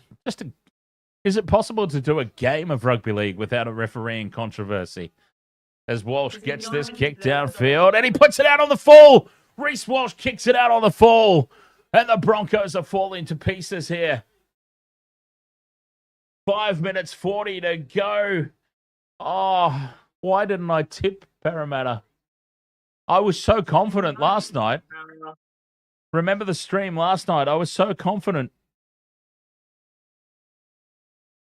Half a bottle of Captain Morgan's in, Dan, is a lot more confident than wakes up in the morning completely sober, Dan. I was very, very confident of the Eels winning this game. I said it last night, Eels will win. But I also did, in the same state of mind, say that the Dragons would win too. I tipped the wrong one. And I ask you every week, are you following Captain Morgan's Dan or sober Dan? Walker in midfield goes out the back for Moses. Inside ball for Penisini. Tackled on the 20. Eels lead by 2. 5 minutes to go. 20 metres out from the line. Polo to Walker. Dummies, and he's wrapped up by Carrigan. Payne in the Haas. And is that Ben Hunt back on the field? Well, I thought Hunt was done for the night. Down the left edge they go. Hawkins to Papali. Cut out pass for the Fox. Fox surrenders in the tackle as he ran out of space. James Duncan. 5 metres out from the line. Hawkins with the crossfield kick. Lost forward by the Broncos, is it? Yes. No, forward by the Eels first. Double knock on. Handover. Whew. Oh, goodness me. That was a wedgie and a half. 4.5 minutes left in this game. Reserve grade. The Eels lead by 2. Look, normally James Duncan, I might agree with you, but Reece Walsh has been all over. Oh, that's a huge tackle. He might not have been doing. What a hit from Paulo and Geimer. They are determined to hold on to this 2-point lead. And the Fox knocks the ball down. Foxy knocks it down. 24 minutes to go. Can the Eels hold on? Oh. Can they hold on here? What will Channel 9 and the Fox Media do if the Broncos lose this game? I mean, they've been waxing them for the past 4 weeks. What are they going to do here, losing to the Eels? Yeah, but the Eels, as you say, the Eels are looking towards next season, so they're playing with more abandon. They don't, they know they're not going to get in the top 8 this year. So, you know what? They're going to go out with everything they've got. They've got 0 to lose. Payne in the Haas back to Walters. Reynolds with the double pump over to Arthars. And Arthars has been very well contained tonight. Once again, shut down straight away as they try and milk a 6 again. Carrigan in midfield takes the 5th and last. 3 minutes remaining. Hunt out the back for Reynolds. Forward pass there. Mile forward. It's allowed to play on, but that'll be a handover anyway. Holy hell. The amount of forward passes that we see get let go, that was a big one. Well, I mean, honestly, if the Broncos scored there, that would have been an atrocity. Do you feel like that's because of the last call that was an atrocity? That was so far forward. Because of those previous calls? 2 minutes remaining. Eels down the short side. Oh, God, I'm never going to hear the end of it from heel fries if we lose to them. Smith races out of dummy half. Taken down. We're coming back to the chat. 35 out from their own line here, the Eels. 2 tackles left. That's the 5th and last. On the 40 in midfield. Down the short side for Moses. Moses from inside the 40. Puts the kick downfield. Taken on the full at the back. And here is Karapani. returning it for the Broncos. 1 minute 40 to go. You would think this will be their last set of 6. Karapani plays it. Reynolds fills in at dummy half. Walsh gives it on to Arthars, and Arthars is met hard in the tackle. Reynolds to Carrigan. Also Just short of the halfway line. 3 tackles left here for the Broncos. 1 minute to go. Reynolds to Mam. Cut out pass to Shibasaki. Shibasaki is another who's been well contained tonight. 2-point field goal is an option. No, they go short side. They want try. Mam pops it up there to Mike Wazowski. 5th and last. This is it. Well, Walsh goes back down the short side for Mam to Shibasaki. Kicks in field. It's lost by Papali. Walsh toes it through, and Reece Walsh scores.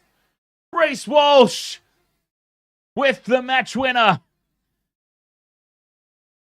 Papali, the youngster at fullback for the Eels, comes up with a game-breaking mistake. Probably his first one of the game. And Reece Walsh gets a cheeky boot to the ball. And that is a laugh of relief from the Broncos coaching box. Oh, wait a minute. Wait a minute. This is not awarded yet. This is not awarded yet. Was Reece Walsh onside? Is it because Reece Walsh is a mile offside. Walsh is half a metre offside here. Reece Walsh is half a metre offside, much like Tedesco the other night. But this one's actually going to get called.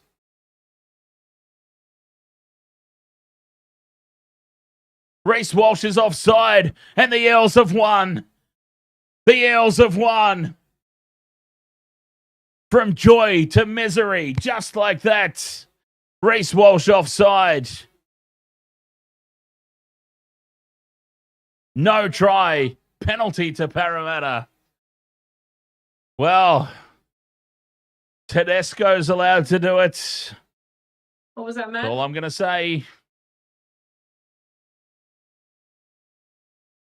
Josh Papali can breathe a huge sigh of relief, says DJ Shack. And Moses is just going to slow things down here as the Eels have got this game in the... Oh, why didn't I? I was so confident in the Eels winning this game. Why did I not back them? For the love of God. Honestly, if I had trusted my gut instinct more this season, I would be so far ahead of everybody in the tipping contest, it'd be over by now. The number of times I've said on stream so confidently, such and such will win, but then I don't actually tip them and they've gone on and won is ridiculous. I need to back myself more. Anyway, these are going to be some of the slowest play the balls you'll ever see in the history of rugby league with 20 seconds remaining. Players are going to be cramping up everywhere with 20 seconds to go. The Broncos are now susceptible to the Panthers lurking right behind them. We've got to play the Storm twice in the next 6 weeks. Riley Smith takes the last tackle, and Parramatta, just like I predicted, but didn't have the balls of steel enough to actually tip, have won the game. 22 points to 20 here at full time, and Walsh is having a cry about something. Well, he's having a cry about the call, of course. Had he stayed onside, he was a match winner. He was half a metre offside. Ironically enough, he was the exact distance offside that Tedesco was the other night. Ironically. Jay-Z smoked? Yes. Yes, he did. He was offside. Oh, poor Reno. He ran all that way just to lose. Wait, I just want to do a quick roll. Poor Reynolds. Check on my father. Poor Reynolds is probably like, you know what? If I didn't exert all that energy in the first half, I might have had enough in the tank to guide the team around in the second half, and we would have won this game. But Reynolds made that intercept try, ran 70 metres or whatever it was to score, and he was pretty much non-existent for the rest of the game. To be blatantly honest, it kind of ruined him. That runaway try. Reynolds was just out of the game from that point on. So, I mean, it might sound harsh, but I'm not even joking. Not even joking. He made that breakaway intercept try, and he was just done from that point on. G. Sarang. Yahoo! Eels deserve to win. Oh, they absolutely did. The Eels were arguably the better team throughout the course of the whole 80 minutes. It would have been, it would have been very, very, what's the word? It would have been very unfair to the Eels to lose in that manner. Let me put it that way. I just went to check on my dad. Yeah, he's all good. I just opened the door and, if looks could kill. I just said, I'm gonna give this scarf back to Mum and just draped it around her ashes. I'm just like, you can just have it. Clearly, you don't want me to have it. You don't want me to get any joy out of this scarf. JC Smoke says, Dan, if the Warriors win, do you think that's the top 4 solidified? No, pretty much at the moment. Like, we're still too far out from the end of the season. Top 4 is not guaranteed for anybody just yet. Top 8's not guaranteed for the Broncos. Yeah, well, all season. Yeah, position. We're still too far out. Position's not guaranteed. So, I mean, even the Raiders can still drop out of the top 4 mathematically. Which is what you want. Oh yeah, well I've got $50 on it, so I threw down a cheeky 50 because it's paying so well for them to drop out. So yeah, Raiders to drop out, Panthers to march in to the top 4, and yeah, for $100 outlay, that would be cheeky extra grand in my pocket. Worth the risk, I say. I mean, I'll make $100 back over the course of the weekend just on crypto trades. So, who is this mug in the middle of the field here? Not Moses. I know who that is. Who? Not. Now it's off. I don't know who it was. Talking about the girls. Who are we calling tomorrow, Dan? Because I know you're going to do the line. Nothing. Actually. Yeah. Wallabies versus Lions tomorrow, and that's it. I have a question because I've seen something pop up in my news feeds. Something about a player who's really upset that he wasn't selected because the Lions blocked him. Okay. How is that a thing? How is opposition teams allowed to block players from being selected? Like, are they scared they're gonna lose? Like, what is that? Well, he's possibly not eligible. I mean, we saw that. Well, apparently we saw that happen. Saw that happen at State of Origin because Ronaldo Mulatalo was selected by Queensland, and New South Wales went, yeah, you know what? That's not happening. He's actually not eligible. So we've seen it happen. And maybe it's something like that. DJ Shack seems like he's all over it though. DJ Shack in the chat room is going to come in with the answers. I love it, DJ Shack. Yes. Hang on a second. I'll hit my dog. Come here. Stop that now. But, I mean, to answer your question, that's how an opposition can block selection. Maybe they've gone, hang on, this isn't quite right, like the Mulatalo situation. It's not like he's playing for Australia. I'm pretty sure it's for an invitational. So it's not. It's like a exhibition game. It's not even like for anything. Well, the test is on tomorrow. No, I don't think it's for that. I think it's for an invitational. So it's something else. It's like a team that Kurtley Beale, is that his name? Kurtley Beale. Well, I don't think that is a player's name. I don't think any opposition's blocking Kurtley Beale from being selected though, because You're a 90%. You're a 90% better chance of winning the game if Kurtley Beale's standing in the opposition lineup anyway. So I can't imagine it being him. Hey, I was right on the name, so yay me. And secondly, DJ Shack has answered, so it's Pete. Okay, Samo. sweet. What did he say? I've got to scroll up. Pete Samo, contractually because he played for Bordeaux Beagles. Is that a team? The Bordeaux Beagles? Really?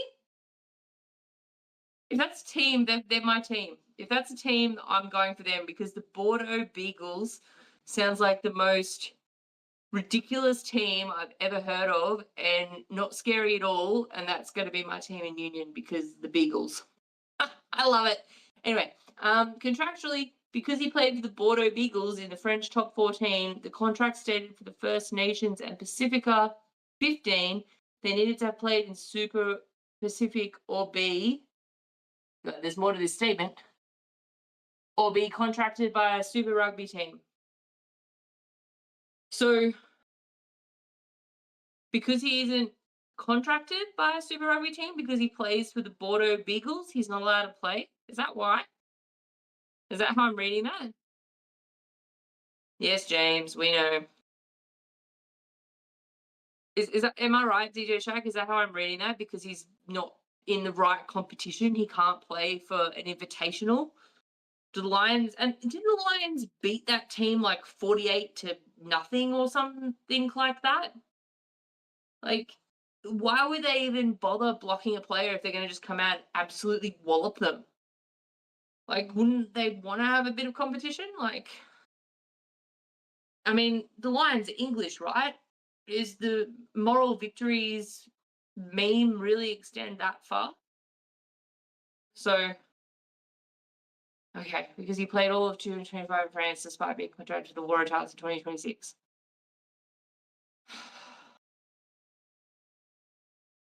Well, that sounds like Kevin Walters, guys.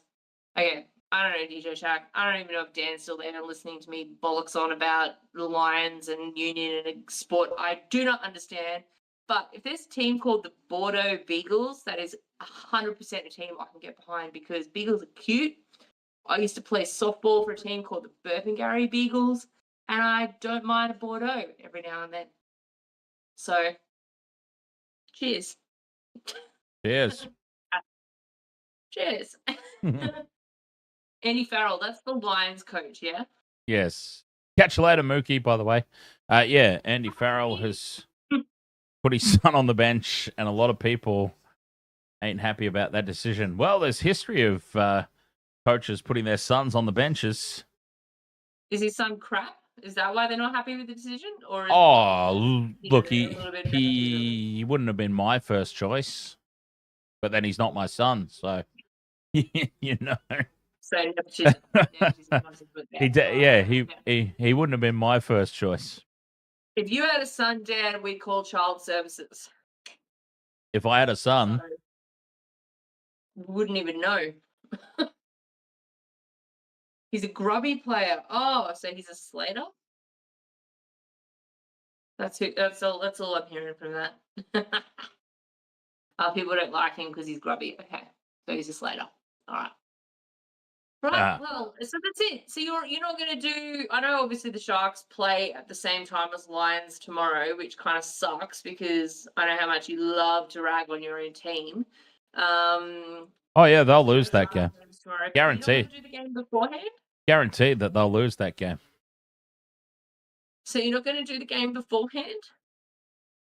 No, I'm exhausted. I've got Formula One this weekend as well. Yeah, I just physically can't do everything. As much as I would love to, just physically can't do it. So, Sunday, the 4 p.m. game. Sunday, yes. Doubleheader Sunday. I'm all in on the Sunday games. Canterbury Bankstown Bulldogs versus the Manly Warringah Seagulls.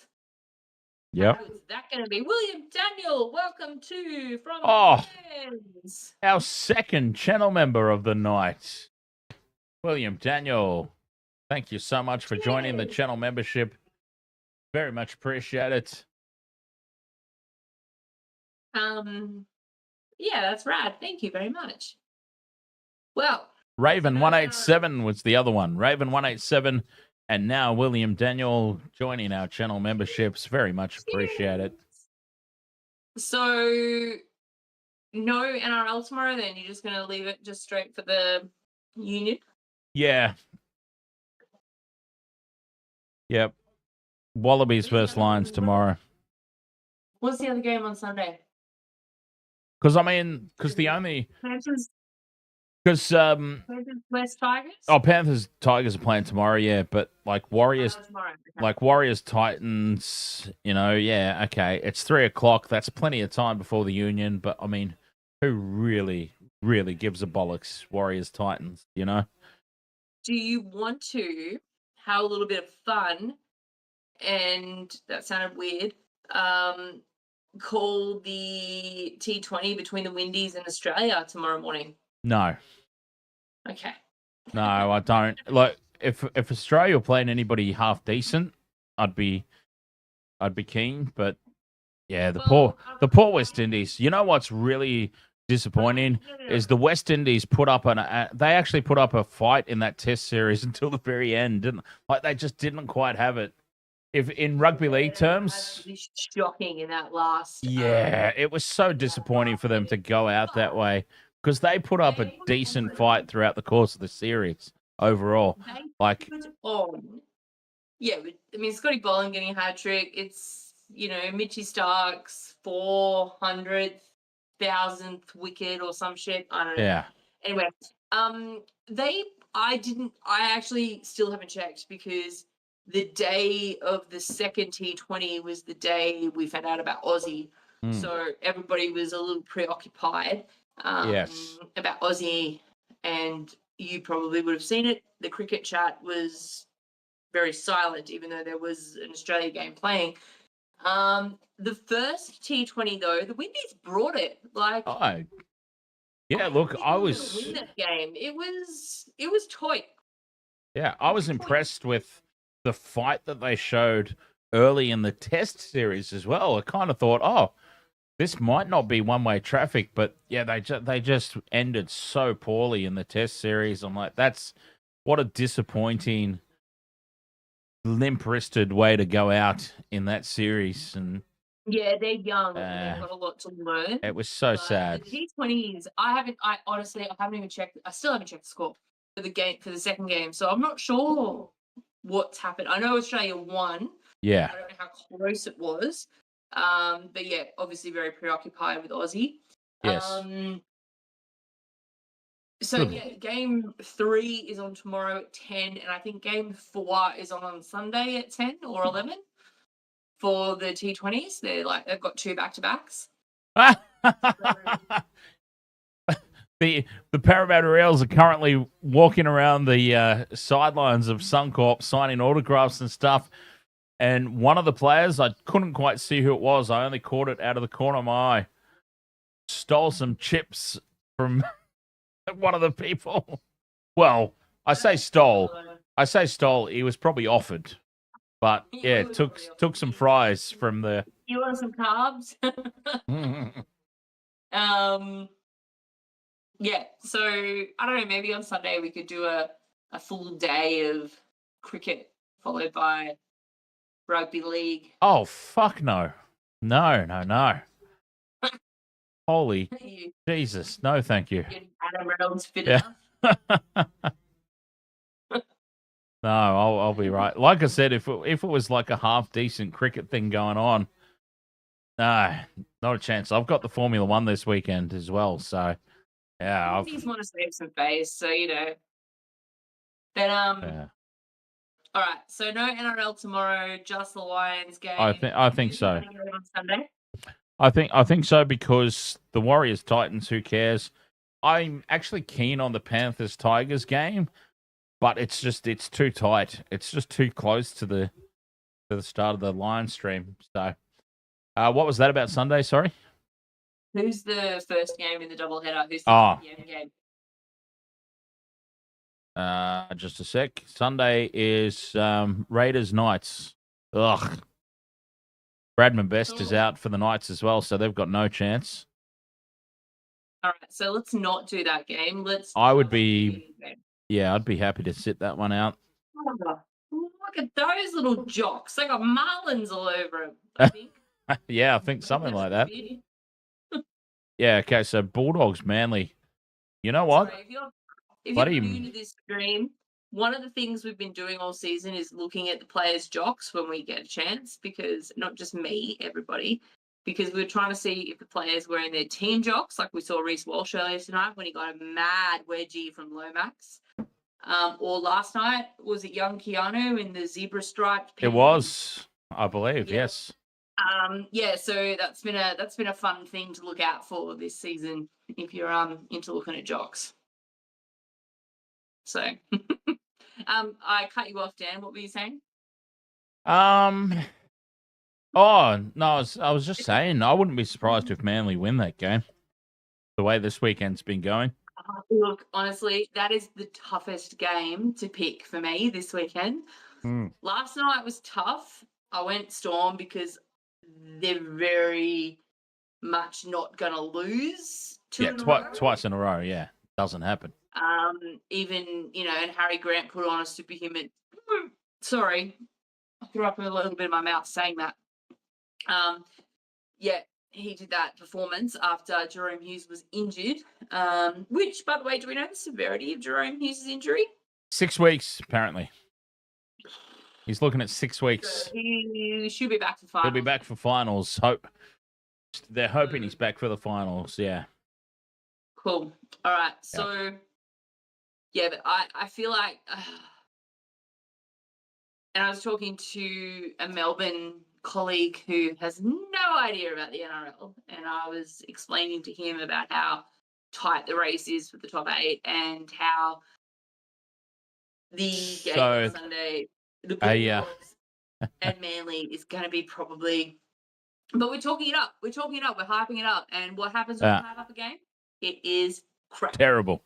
So let's stop hyping it up. It's going to be the crap game of the round. It's going to be the worst game of the year.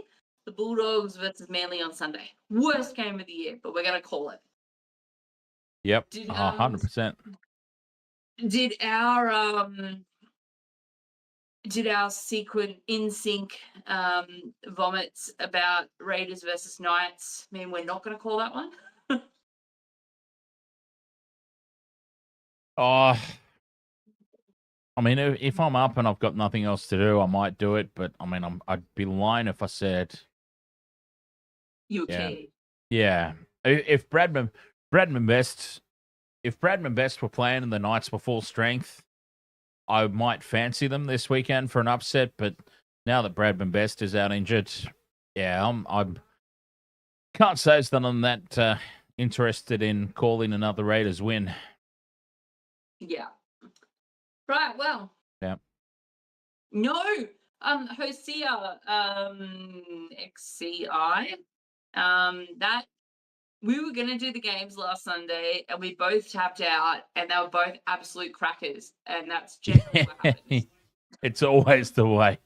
Always the way. Although the I wouldn't say the that Tigers game, I wouldn't say it was necessarily a cracker, but I mean it ended close, but the quality of that game was garbage. But yeah, the Knights Warriors game.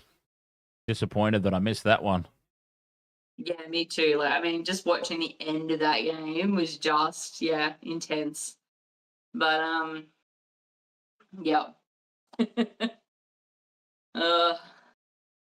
Broncos next 6 games: Rabbitohs, Storm, Dolphins, Knights, Cowboys, Storm. For who? Broncos. That's their run home. Something ridiculous. Did Andrew Carr give his jersey to somebody? That's cute. Yeah, it looks that way. Did you like my photo that I sent you from basketball on Tuesday night? My taped up ears to avoid cauliflower ears. Yeah, did it work? Standing on the week, I was like, why do these random people have tapes up their ears? Have they got like piercings or something? Because that's what I do for basketball. Because I've got, you probably can't see them. I've got like stretched earlobes and I've got piercings. So I just tape it all up. And He's like, no, it's to avoid cauliflower ears. So I'm like, oh, look at me and my avoidance of cauliflower ears. And I tell you what, I got bopped on the side of the face last Tuesday night, so I'm glad I had my ear taped. Yeah, that's the way. It serves a purpose. Absolutely. It was she was very tall. I'm tall. She was a head taller than me. So I got it. She kind of bopped me on the face because I bopped her on the face first. So it wasn't intentional. Oh, okay. Well, that was a little piece of the story that you left out initially. I think she was shitty because I blocked her at one point. So I'm always happy when I block someone who's taller than me. Oh, yeah, that's like a big moment to be able to go, hey, in your face. Absolutely. Storm fly and We won by 1 point. oh, and that was the block shot. No, No? Oh, okay. I don't know. We turned the ball over quite badly with 20 seconds to go, and they got an easy 2 points. So yeah, it could have been disastrous at the end. But, yeah, well, I'm saying the difference was the block shot is how that's how I'd be spinning it anyway. I don't know. I missed a few easy shots, so the difference could have been that as well. Hosea XCI says, are you guys writing the Storm off? Madness. The Storm are still the premiership favourites. According to Dan. According to everybody, thank you so much. They're still the short price bookmaker favourites as well. They are the premiership favourites. Yeah, according to Dan and every bookmaker in Australia. By the way. I'm not writing them off. I never write them off, but top 4 they'll probably make. Don't know if they'll be premiers, especially with the loss of Jerome Hughes. Yeah, but he'll be back for the finals. It doesn't matter. He's not going to be back for minor premiership. No. I don't think he didn't say anything about minor premiership. He said who win the competition. You just said, no, he didn't say that at all. He said, are you That's what he said. Are you guys writing the Storm off? You're reading that into the premiership, and yes. I'm reading into it as minor premiership. Why? Because it doesn't mean the minor premiership at all. Well, he didn't mention minor premiership at all either. He said, are you guys writing the Storm off? That can only mean one thing. Win the whole thing. Gaz Johnson has had enough of our shit. Hosea, did you mean the logical thing, the entire premiership, or you're talking specifically minor premiership? Let us know. I mean, we know what the answer is, but do let us know anyway, just to confirm. He just likes to say that he's right to me all the time. Yeah, well, I mean, I'm clearly right on this occasion. Stormfly and Astrid says, I will cheer my both teams on Sunday afternoon.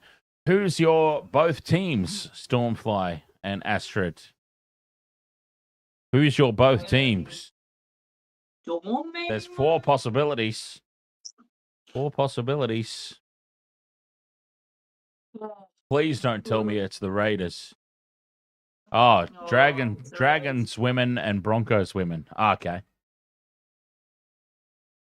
The girls are playing. The girls are playing on the weekend too, of course. Oh, you meant a grand final appearance.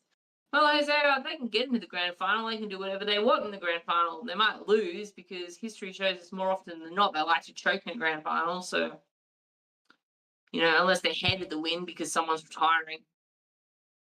Should be Panthers 5 in a row. Shemin Guys out with a sneeze. Shemin says, well, I'm gutted with that loss. Who? Shemin on TikTok says, I'm gutted with that loss. I don't have TikTok open. It likes to freeze on me, so I don't have TikTok open at the moment. But yes, I too, you wouldn't think it, am gutted by that loss. How do I say this? Guillermo Fernandez. No longer the Broncos. Call them donkeys now. I've called them donkeys forever. Just not on the streams, but. Oh, I had a car playing so well in the sky blue. Oh man, those are the old days there. The Fox in the sky blue. back in his prime. Hosea says, do you guys think the top 4 stays the same come finals? I still think the Raiders are at risk of dropping out of the 4. Panthers will move in. Huh?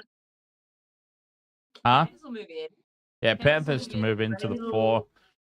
You know what? I'm also very concerned about the Warriors with Metcalf's season-ending injury and Barnett's season-ending injury. Like, what is the ladder at the moment? So I'd be a little bit worried about the Warriors. The Warriors do have a decent run home though, which might just work out in their favor. So, but I am a little bit concerned about. I mean, Metcalf has been so immense this season. It's that's a big out. Okay, well let's have a look. Will the top 4 remain the same? Okay, so. As it stands at the moment, mute. As it stands at the moment, on the back of that, we've got Raiders, Storm, Bulldogs, Warriors, Broncos, Panthers, Dolphins, Manly. That's the top 8. What is it? Sorry, I wasn't listening. Warriors have got the Titans tomorrow. Surely they win that. Surely the Warriors win that. You would expect the Panthers to get the win over the Tigers. The Sharks will go in against the Rabbitohs as the favourites, but I mean, I'm sure they'll screw it up somehow. So much love for his team. The Broncos are very susceptible to both the Panthers and the Sharks. Broncos have a better for and against than the Sharks, though, I do believe. So, but the Sharks do have an opportunity with a bye in hand to get on equal pegging with the pegging. Sorry. Can I just interrupt for you? Yeah. Interrupt 2 seconds because Arthars has been all over our screens, and I'm sure why. They're back to him again. It's because he scored his 150th try tonight. So that puts him in the top 18 try scorers ever. So a few more and he'll be top 10. So fingers crossed for the Fox. Sorry, I just wanted to throw that out there because I was wondering why they kept going back to Arthars, but yeah, they 150. That's pretty good. I don't think I've scored 150 points in my entire basketball career over 30 years. No, I'm sure I have. Anyway, back to the ladder. Yeah, that's cool. There was a lot of post game there with the Fox for sure. It was. Yeah, so the Broncos are now susceptible to both the Panthers and the Sharks because the Sharks do have a bye in hand over the Broncos. Now, obviously, the bye is only valuable if the team that you're level with loses. Like, if they keep winning, it doesn't really matter. But it has opened up an attack from the rear for the Broncos. What are we seeing now? Gus in the commentary box, and they're starting to do the cleaning all in front of him. Last week, where Freddie was in the commentary box and they were giving him a cup of tea and a neck massage, and he was doing his final words. And this week, they got Gus in the commentary box doing his final words, and they're vacuuming around him. Oh God! Takes it in stride. Have you seen that Facebook group, the Facebook Gus? Yeah, yeah. The people that people actually think is the real Gus, which I find hilarious. The people's Gus. It's like people comment on it and like, shouldn't you focus on your own team? And I'm like, do these idiots not realize this is not really Gus? They're the same people that think it's the Melbourne Storm's singular storm. Now, Shemin has said if Teddy's try was allowed last night, then Walsh's should have been tonight. That's not really the way I look at it, Shemin. Teddy's should have been disallowed, just like Walsh's was tonight. I don't look at it the other way around. It was the wrong call last night. So I don't look at it from that side of the coin. I don't look at it as like They're still cleaning around him. Okay, they're taking the piss now, surely. They're 100% taking a piss. They're having a ball. But the They are. boys are down on the field and they've got the freaking little cart out, picking up everything. Oh, yeah, Shem and M. There's the Ashley Klein fake Facebook page as well. Have you seen that one, Michelle? No, There's- do I there's- want to? There's a Gus one and there's an Ashley Klein one as well. The comments on all the NRL posts, and people think that's real as well. Love the They're Gus like, one. go to Specsavers. Love Go to that. Specsavers, Ashley. Oh, And it's okay, like, I do don't these know. people realize it's not really Ashley Klein? No, because people. Same people think it's the Storms. Anyway. But yeah, back to that thing, back to that point. Oh, Xavier Yeah. Nelson's on report for what? He didn't do anything. Oh, he's on report for that hip drop. Right. Late in the tackle. Yeah, okay. The loss could leave the Broncos 6 competition points from the top 4. So the Broncos aren't making the top 4. But yeah, like just finalizing that point, like that was an atrocious call, that Tedesco call last night. That was just such a bad call. And yeah, I think what we need to do is get bad calls correct. There shouldn't be bad calls. They should get the bad calls correct. It shouldn't be looked at like, okay, because last night's bad call was allowed, tonight's bad call should be as well. So, but Sheminem, as Sheminem himself has rightfully pointed out, I see your point, but as a Broncos fan, I will take the other stance, and that's totally fair as well. Broncos supporters everywhere right now are saying exactly the same thing. It's like, well, it was okay last night. And that's the problem at the moment with the standard of officiating, isn't it? It's the vast inconsistencies. It's not even like we're getting little things wrong from game to game, from week to week. There's huge discrepancies in the calls from game to game, from week to week. And that's where the problem is, I think, for everybody at the moment. And that's what needs to be fixed. 100%. And yeah, I'm sorry, Yeah. I was going to deviate completely to the WNBA, but I'm not going to. Oh, okay. No, feel free. We are at the end of the game. Algorithm doesn't matter anymore. That's the only thing that I get pissy about, is affecting the algorithm. We're well and truly done with the game now. I did see, speaking of WNBA, I did see highlights of that All-Star game where the girls got rejected from entering a club, and they tried to pull the "Do you know who we are?" thing, and the bouncer's like, "I do not fucking know who any of you are." It's not a highlight of the game. Good Yeah. Lord. That's a highlight of the game. No, it's not. Well, it was more exciting than the game itself, from what I hear. The girls, one of the girls made a post about the referees, and she got fined $500, big spender, because she made a post about the referees and their decisions. She made a TikTok post about how bad their decisions are, and they're absolutely atrocious. Some of the stuff in the WNBA is getting really feisty. So and some of the calls are not great. So it's not even just in the NRL, and it's in the AFL as well. Like, it's across the board. All yeah. the referees Oh, yeah. seem to just they're getting worse. And it's like, are they bowing to the pressure of the team fan base yelling behind them? Are they trying to overcompensate for that? Like, what are they doing? Like, just call the game as you see it, as you are trained to do. So, and players need to start learning to play the whistle. Yeah, believe me, it happens in rugby union as well. You just see some baffling decisions. Like, it happens in the cricket. ACT, don't start that rubbish, because I have always been on a tear about this, being a Broncos supporter.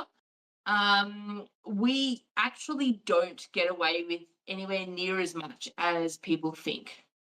Yes, you do. So there might be absolute howlers called, which Dan will attest to this. I am one of the first, as a Broncos fan, to, like, if I see something like, okay, it was a 4 pass, we shouldn't have scored off that, not called, I will call it. I'm not going to be, completely biased towards the Broncos. But yeah, no, there are absolutely some howlers that they get away with, 100%. But nowhere near compared to some of the other teams. Like the penalty Broncos meme or mantra or whatever is nothing compared to some of the other penalties. I think it was like last season or the season before, the Broncos were like in one of the bottom teams to actually give away penalties. So it just completely, like when you actually look at the stats, it just completely negates your argument or your attempted dig at the Broncos. So Yeah, but it's getting in the Suncorp Stadium. I'm getting in before you bring that up, Dan. but it's not about the stats. It's about the context of how, when, and where the penalties are given. It's not always about the stats. Absolute howlers. But where's everyone crying about the Melbourne Storm stats? Is it just me? Am I just the one crying about the howlers that are giving to the Melbourne Storm when, they are just handed wins or premierships for I think calls? I think that 2025 is well and truly proving that is clearly not a thing anymore. Well, it's a thing. The Cameron Smith effect is well and truly worn off. The Melbourne Storm have been no, it's not. The Melbourne Storm have got screwed out of the game against the Raiders. Well, I can't say that this year because New South Wales absolutely screwed themselves out of the Origin. Yep, Melbourne got blatantly screwed out of the game against the Raiders. They tried to screw them out of the game against the Roosters, and they got absolutely dudded against Manly the other week. So, yeah, the Melbourne Storm favoritism is well and truly gone. Manly won that fair and square. DJ Shack says, Ben Hunt said in that post-game press conference they probably didn't deserve to win tonight. They definitely didn't deserve to win tonight, the Broncos. Yeah, they definitely did not deserve to win. Yep, but no, the whole penalty Broncos thing is just, it's a little bugbear for me because even as a staunch Broncos fan, yes, we've had some howlers, but when you look at the stats, we've never won a premiership off bad calls. Just saying. Panthers 5 in a row.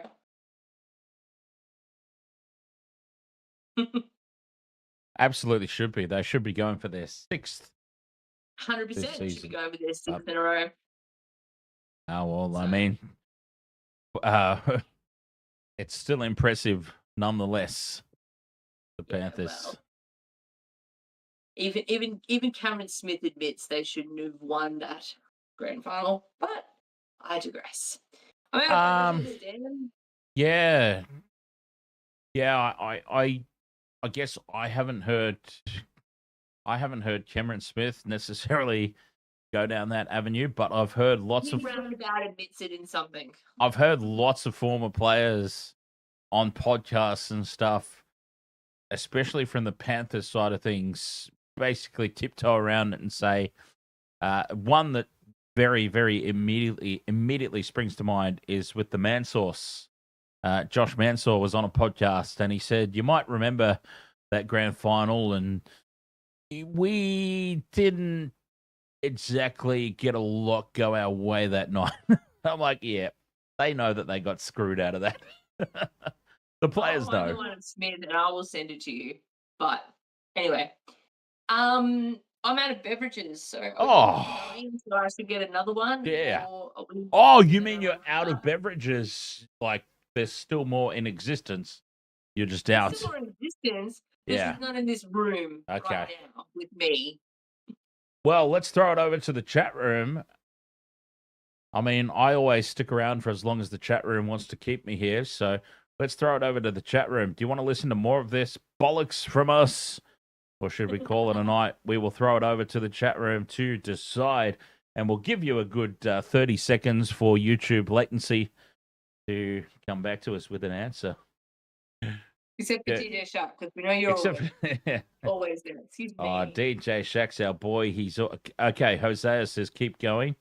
Well, we need some topics. Okay, DJ Shack's definitely got some things to talk about.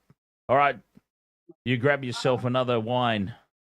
I'll grab myself well, I'm gonna need a bottle for God's sake. I'll be back. and perhaps try and make it look like less of an effort. What? That I'm getting a drink? Yes. Oh, okay. I'll try to add You've got the Adam Reynolds legs going on at the moment. Okay. All right. So DJ Shack says, so the Wallabies 6-2 split against the Lions. Okay. So they've named their team, obviously, because that's coming up tomorrow night.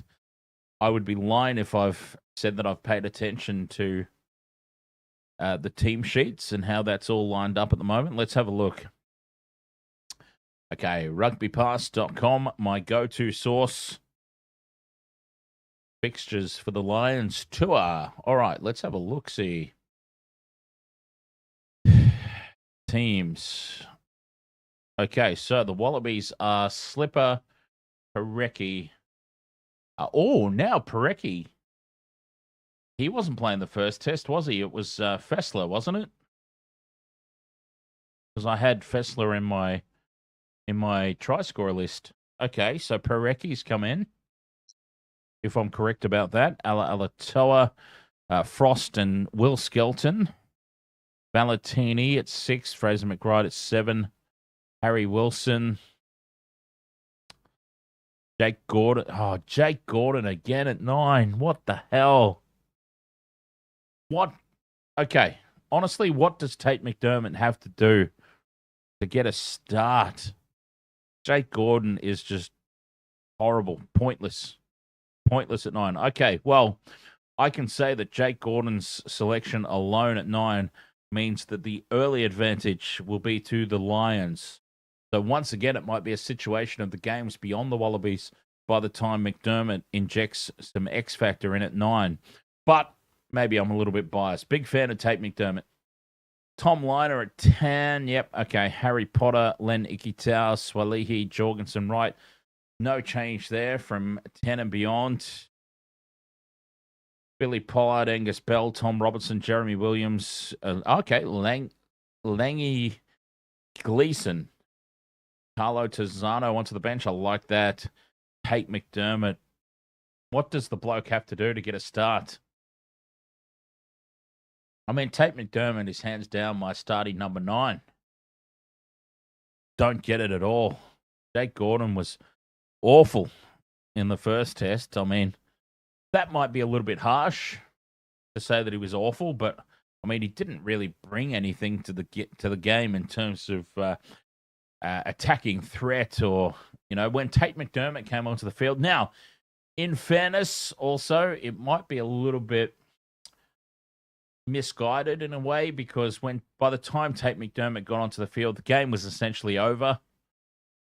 The Lions did go to sleep a little bit. They were guilty of just completely dropping off. So it wasn't necessarily 100% the Wallabies had a late fight back to make the scoreline respectable. I don't believe anyway. The Lions had a combination of going to sleep, but it certainly helped. I mean, regardless of whether the Lions dropped off or not, the Wallabies' attack did look a lot more potent when Tate McDermott came onto the field. I just don't know what he has to do. I don't know who he's offended in the upper echelon of Australian rugby. Like, who has he peeved off that he doesn't get the starting gig? DJ Shack says they cannot afford to wait until the 60th minute to bring McDermott on. That goes for Donaldson as well. Yeah, I guess I'm not sold on Donaldson, but if plan A is not working, you switch to plan B. And if plan B is Tate McDermott and a complete shift in the halves, Tate McDermott comes on, Ben Donaldson comes. I don't think Donaldson's the answer. I think they've done Lolosio really, really badly. They've done him bad, I think. He got thrown in too young and too early in his career. He got thrown to the Wolves. A little bit of Nico Hines, Freddie Fittler, origin style, Michelle. They threw this guy in. Who? Just talking about the Wallabies. Their young fly half kind of got fed to the Wolves a little bit. early in his career, like Nico Hines style at Origin. Just thrown in against all odds, and he's never quite been the same since. I wish I knew. I really should get into more union. I went to like a union high school. Like it was quite a big thing. I should probably get into it a little bit more. Hey, I've become an AFL fan, so maybe I could become a union fan and not just follow it when the Wallabies play. And be across it. And but yeah, any player that has that happen to them though, when you're thrown in and the expectations are so high, and if you fall short, that's just such a mental thing, isn't it? These. Oh yes. They just, these players, they just have this pressure put on them from the get go, and if they don't reach it. Yeah, he was one of the hottest young prospects in world rugby, in my opinion, Lolosio, and just they mishandled him badly. But anyway, not my concern. No not my concern at all about the Wallabies. No. So. And maybe they learn from it. Who knows? But we've also seen that coaches and selectors do not learn from it. So I don't know. No, well, they're always open for the Australian cricket team right now. Who? It's kind of like trying to figure out who should open for the Australian cricket team right now, because yes, Sam Constance. Oh, well, McSweeney belt India in that innings, but that's pretty much all he's done. Yeah, they put McSweeney in, right? And they said, okay, this is our choice moving forward. He didn't really do well necessarily to start, but I mean that's fairly commonplace when you make that step up to test level. You don't necessarily start with hundreds. It's a bonus if you get them, but I mean, geez, I seem to remember Brian Lara early on in his career batting down the order, going on a string of like 10s and 15s before he started setting world record scores, coming in at first drop. So they have to give him time. Like Mick Sweeney got given 4 innings, 2 tests basically before they said, no, we've got to go to this young X-Factor prodigy Constance. And yeah, he had that literally one good innings where honestly, that one innings that he had shouldn't have even been good. I think he was dropped 3 times early on in that innings against India. Like, if those catches hold, he hasn't scored beyond 20 runs his whole test career. He got very lucky, and the luckier he got in that innings, the cockier he got. And yes, unfortunately, whilst it was the talk of the series, and whilst he, it was great to rev up the Aussies and everything like that, and revs up the crowd, it was fantastic in that aspect. It just, those opportunities come along 1 in a million years, and he's not doing it again. He's not going to be that player his entire career. So he needs to calm it down. He needs to, and I think us cricket tragics in that cricket group chat that we have, that Dan's a part of, just so you all know out there, if you're still with us, I have several sports chats on Facebook, group chats where like-minded people can come together and discuss the sport that they love. Dan's in our cricket chat purely to take the piss and stir the pot because he's not an Australian fan. He hates the Aussies, and when the Constance thing was going off, we were all, but even some of us were just like, look, we're loving what he's doing right now, but we're cricket tragics, and we're just waiting for him to just get absolutely ballsed up on attempting to do these ridiculous sweep shots. Yeah. But he gets away with in the Big Bash. Anybody, You can't get away with that shit in Test cricket. yeah, Man. basically anybody who knew anything, anybody who knew anything about Test cricket knew. Like, we're talking about the former players who are on commentary. Like, everybody knew in that group chat that Michelle just brought up. Everybody who knows remotely anything about Test cricket knew that this is not going to last. He had one good innings. It's not the way to make it build. Yeah. Yeah. Everybody saw it, but they persisted with him. Like, surely they go, okay, he did what he was intended to do. And Usman Khawaja, God love him, he's not doing anything good. So I don't know. Yeah. When it comes to, but we're going to go back to the union because DJ Shaq is talking about a player that he feels should be in the squad. Yeah. Lukan Salakea Loto. Not bad. Not bad. What? Not bad. For a first effort, not bad at all. I'm not going to lie. I do hear you attempt to say people's names in the chats, and I'm like, no, that's not how you say it. I've worked in customer service for a very long time. And I've worked with people from all over the world, so I'm well versed in names and how to get there. So, there's some budgie smugglers. Sorry, I just looked up, saw a couple of budgie smugglers on my screen from the Parramatta team. Those jocks literally say budgie on them, so fabulous. I go there from Parramatta. Sorry, completely distracted by some ass. God, I'm like a typical male over here. Good Lord. What was it saying? It's distracted by the butt. I don't know.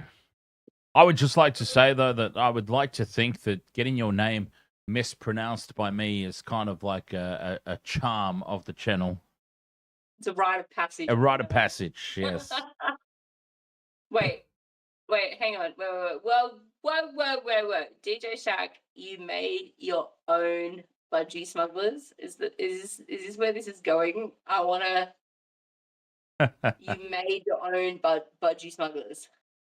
So for anyone who's not aware, but non-Australians who have joined us in the streams, budgie smugglers are your little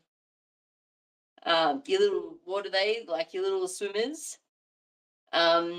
These Speedos. I know Speedos is a brand, but that's like your little tidy-whitey Speedos that happen. Oh, the Friday night movies come on, so we've gone over to that on the football. But yeah, so you made your own budgie smugglers, DJ Shaq. I feel like this is going to be lost in translation in a text story. I really want to know more about this though. Oh, it's a Sylvester Stallone movie. Oh, is it a Rocky? Rocky's usually on after the footy. Well, speaking of movies, I'll be watching Happy Gilmore 2 after this. Is that out? It's out now, yeah. 5:00 this afternoon it came out. Or 5:00 this evening.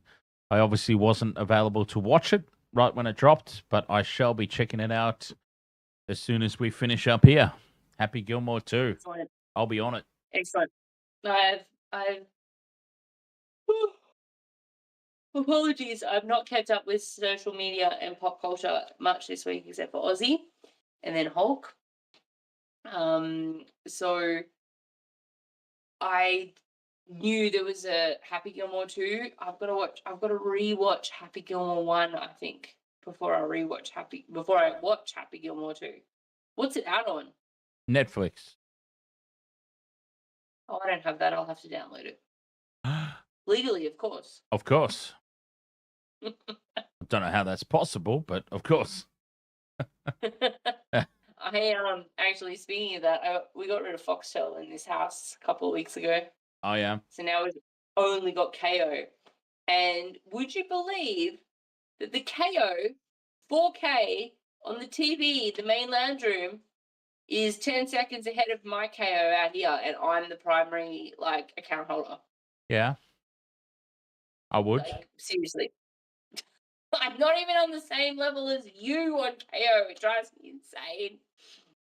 So, okay, hang on. We're just going to go back to DJ Shack's Yep. Smugglers here for a minute. You placed photos of your best friends on them and made 2 hot pink family photo pairs of budgie smugglers.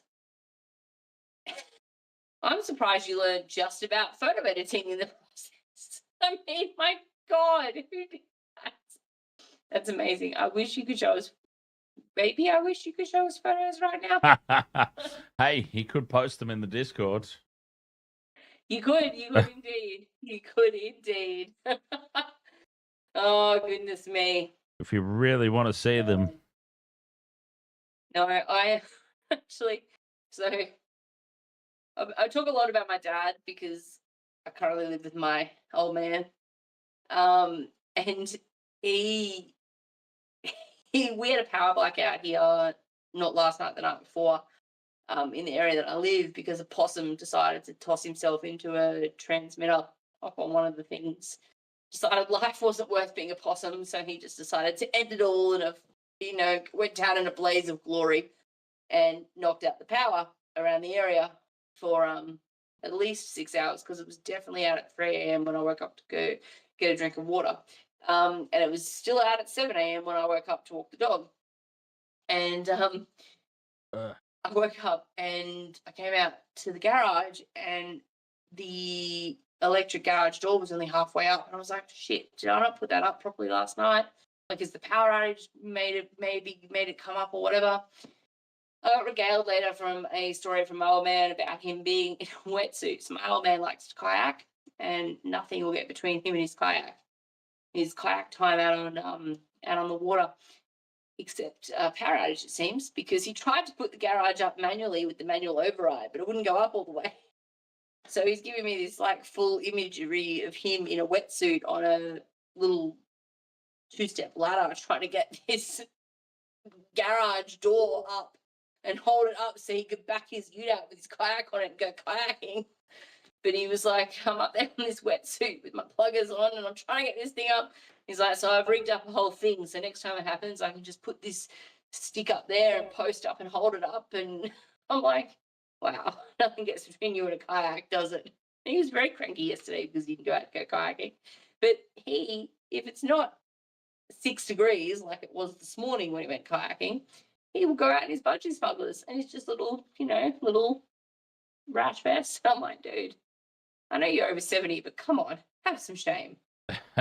You don't need to be in budgie smugglers. Like, come on, you're my old man. Let's leave a little to the imagination, dude. But he's been in a wetsuit for the last few weeks because it's been bloody cold out there. So that's my budgie smuggler story, because I'm not a female and I don't wear budgie smugglers. Well, geez, I don't wear budgie smugglers. I don't have a budgie smuggler story. Do you wear them? No. Have you owned them? No. So what do you wear under your boardies? When do I ever wear boardies? No? Do you go swimming? No. So there's never been a swimming incident in your life? Nope. I got my mum to write me a note to get me out of swimming at school because I didn't want to do it, and I don't go to the beach. Didn't the Lager boys have a pool? No. Didn't, did they? No. They're pirates. It's water. Yeah. I mean, Big Phil had a pool at his place post Lagerstein, but I feel like he's lying too, DJ Shag. I feel like you're lying too. I'm not a swimmer. I don't like the beach. So yeah. And I love the beach. I'm taking the dog to the beach tomorrow if it's not raining. He's still fair sorry enough. he didn't hear me. No, I'm a big fan of the beach and water, and I grew up surfing. Did you know that? I did not know that. I actually have a surfboard up in the shed up here at my old man's. 7 foot mouth. Seems like a good place to have one. Well, I haven't surfed in maybe 20 years. No, not that long. 15. I haven't surfed in probably 15 years, 16 years. So when you say it like that, it feels like a long time, but it doesn't feel like it's been that long since I've actually been in the water on a board. Yeah. Yeah. But no, I grew up surfing. Grew up surfing with a bunch of boys. Grew up swimming. My dad swam for New South Wales back in high school. So I do enjoy my I like the water. I like being in the water. I said to Dad tonight, I said I'm quite looking forward to summer this year because I'll actually have a pool to get into every day. Oh, well, there you That's go. what I do. Yeah. So pretty happy about that. Yeah. Look, I'm not gonna lie, this whole stigma about living with your parents is not a stigma. If you can get it right, it's not a stigma at all. Ah.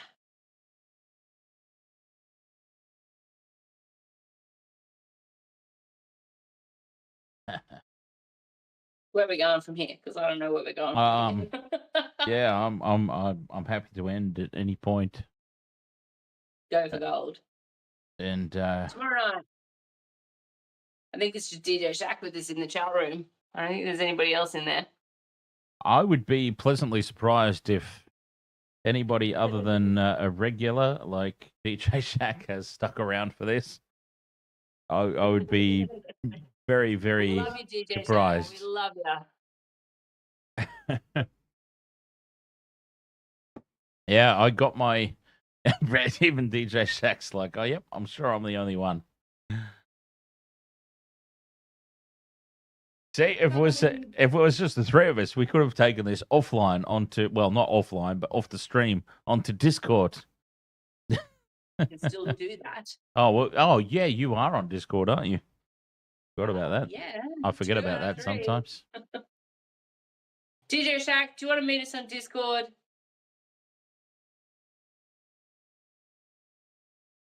Wait and see what he says. Yeah. You can even get on a.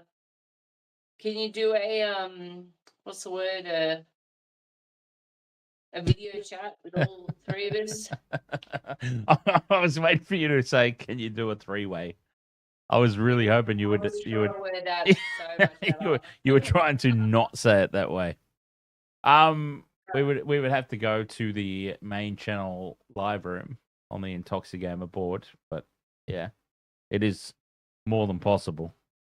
God, I've had 6 ways on the Discord before. That's fabulous. Let's go to Discord. DJ Shaq. All right. Anyways, I think Discord, I think we're ending this stream. Either way, I think we're ending this YouTube stream right now. Let's go to Discord. Yes, where the Parramatta Eels, just to recap, Parramatta Eels have won this 22 points to 20, just like Captain Morgan's Dan predicted last night, but didn't have the balls to actually tip. So there we go. That's a thing that happened. And I will catch you tomorrow for the British and Irish Lions versus the Wallabies. Cheers. See you on Sunday. Cheers.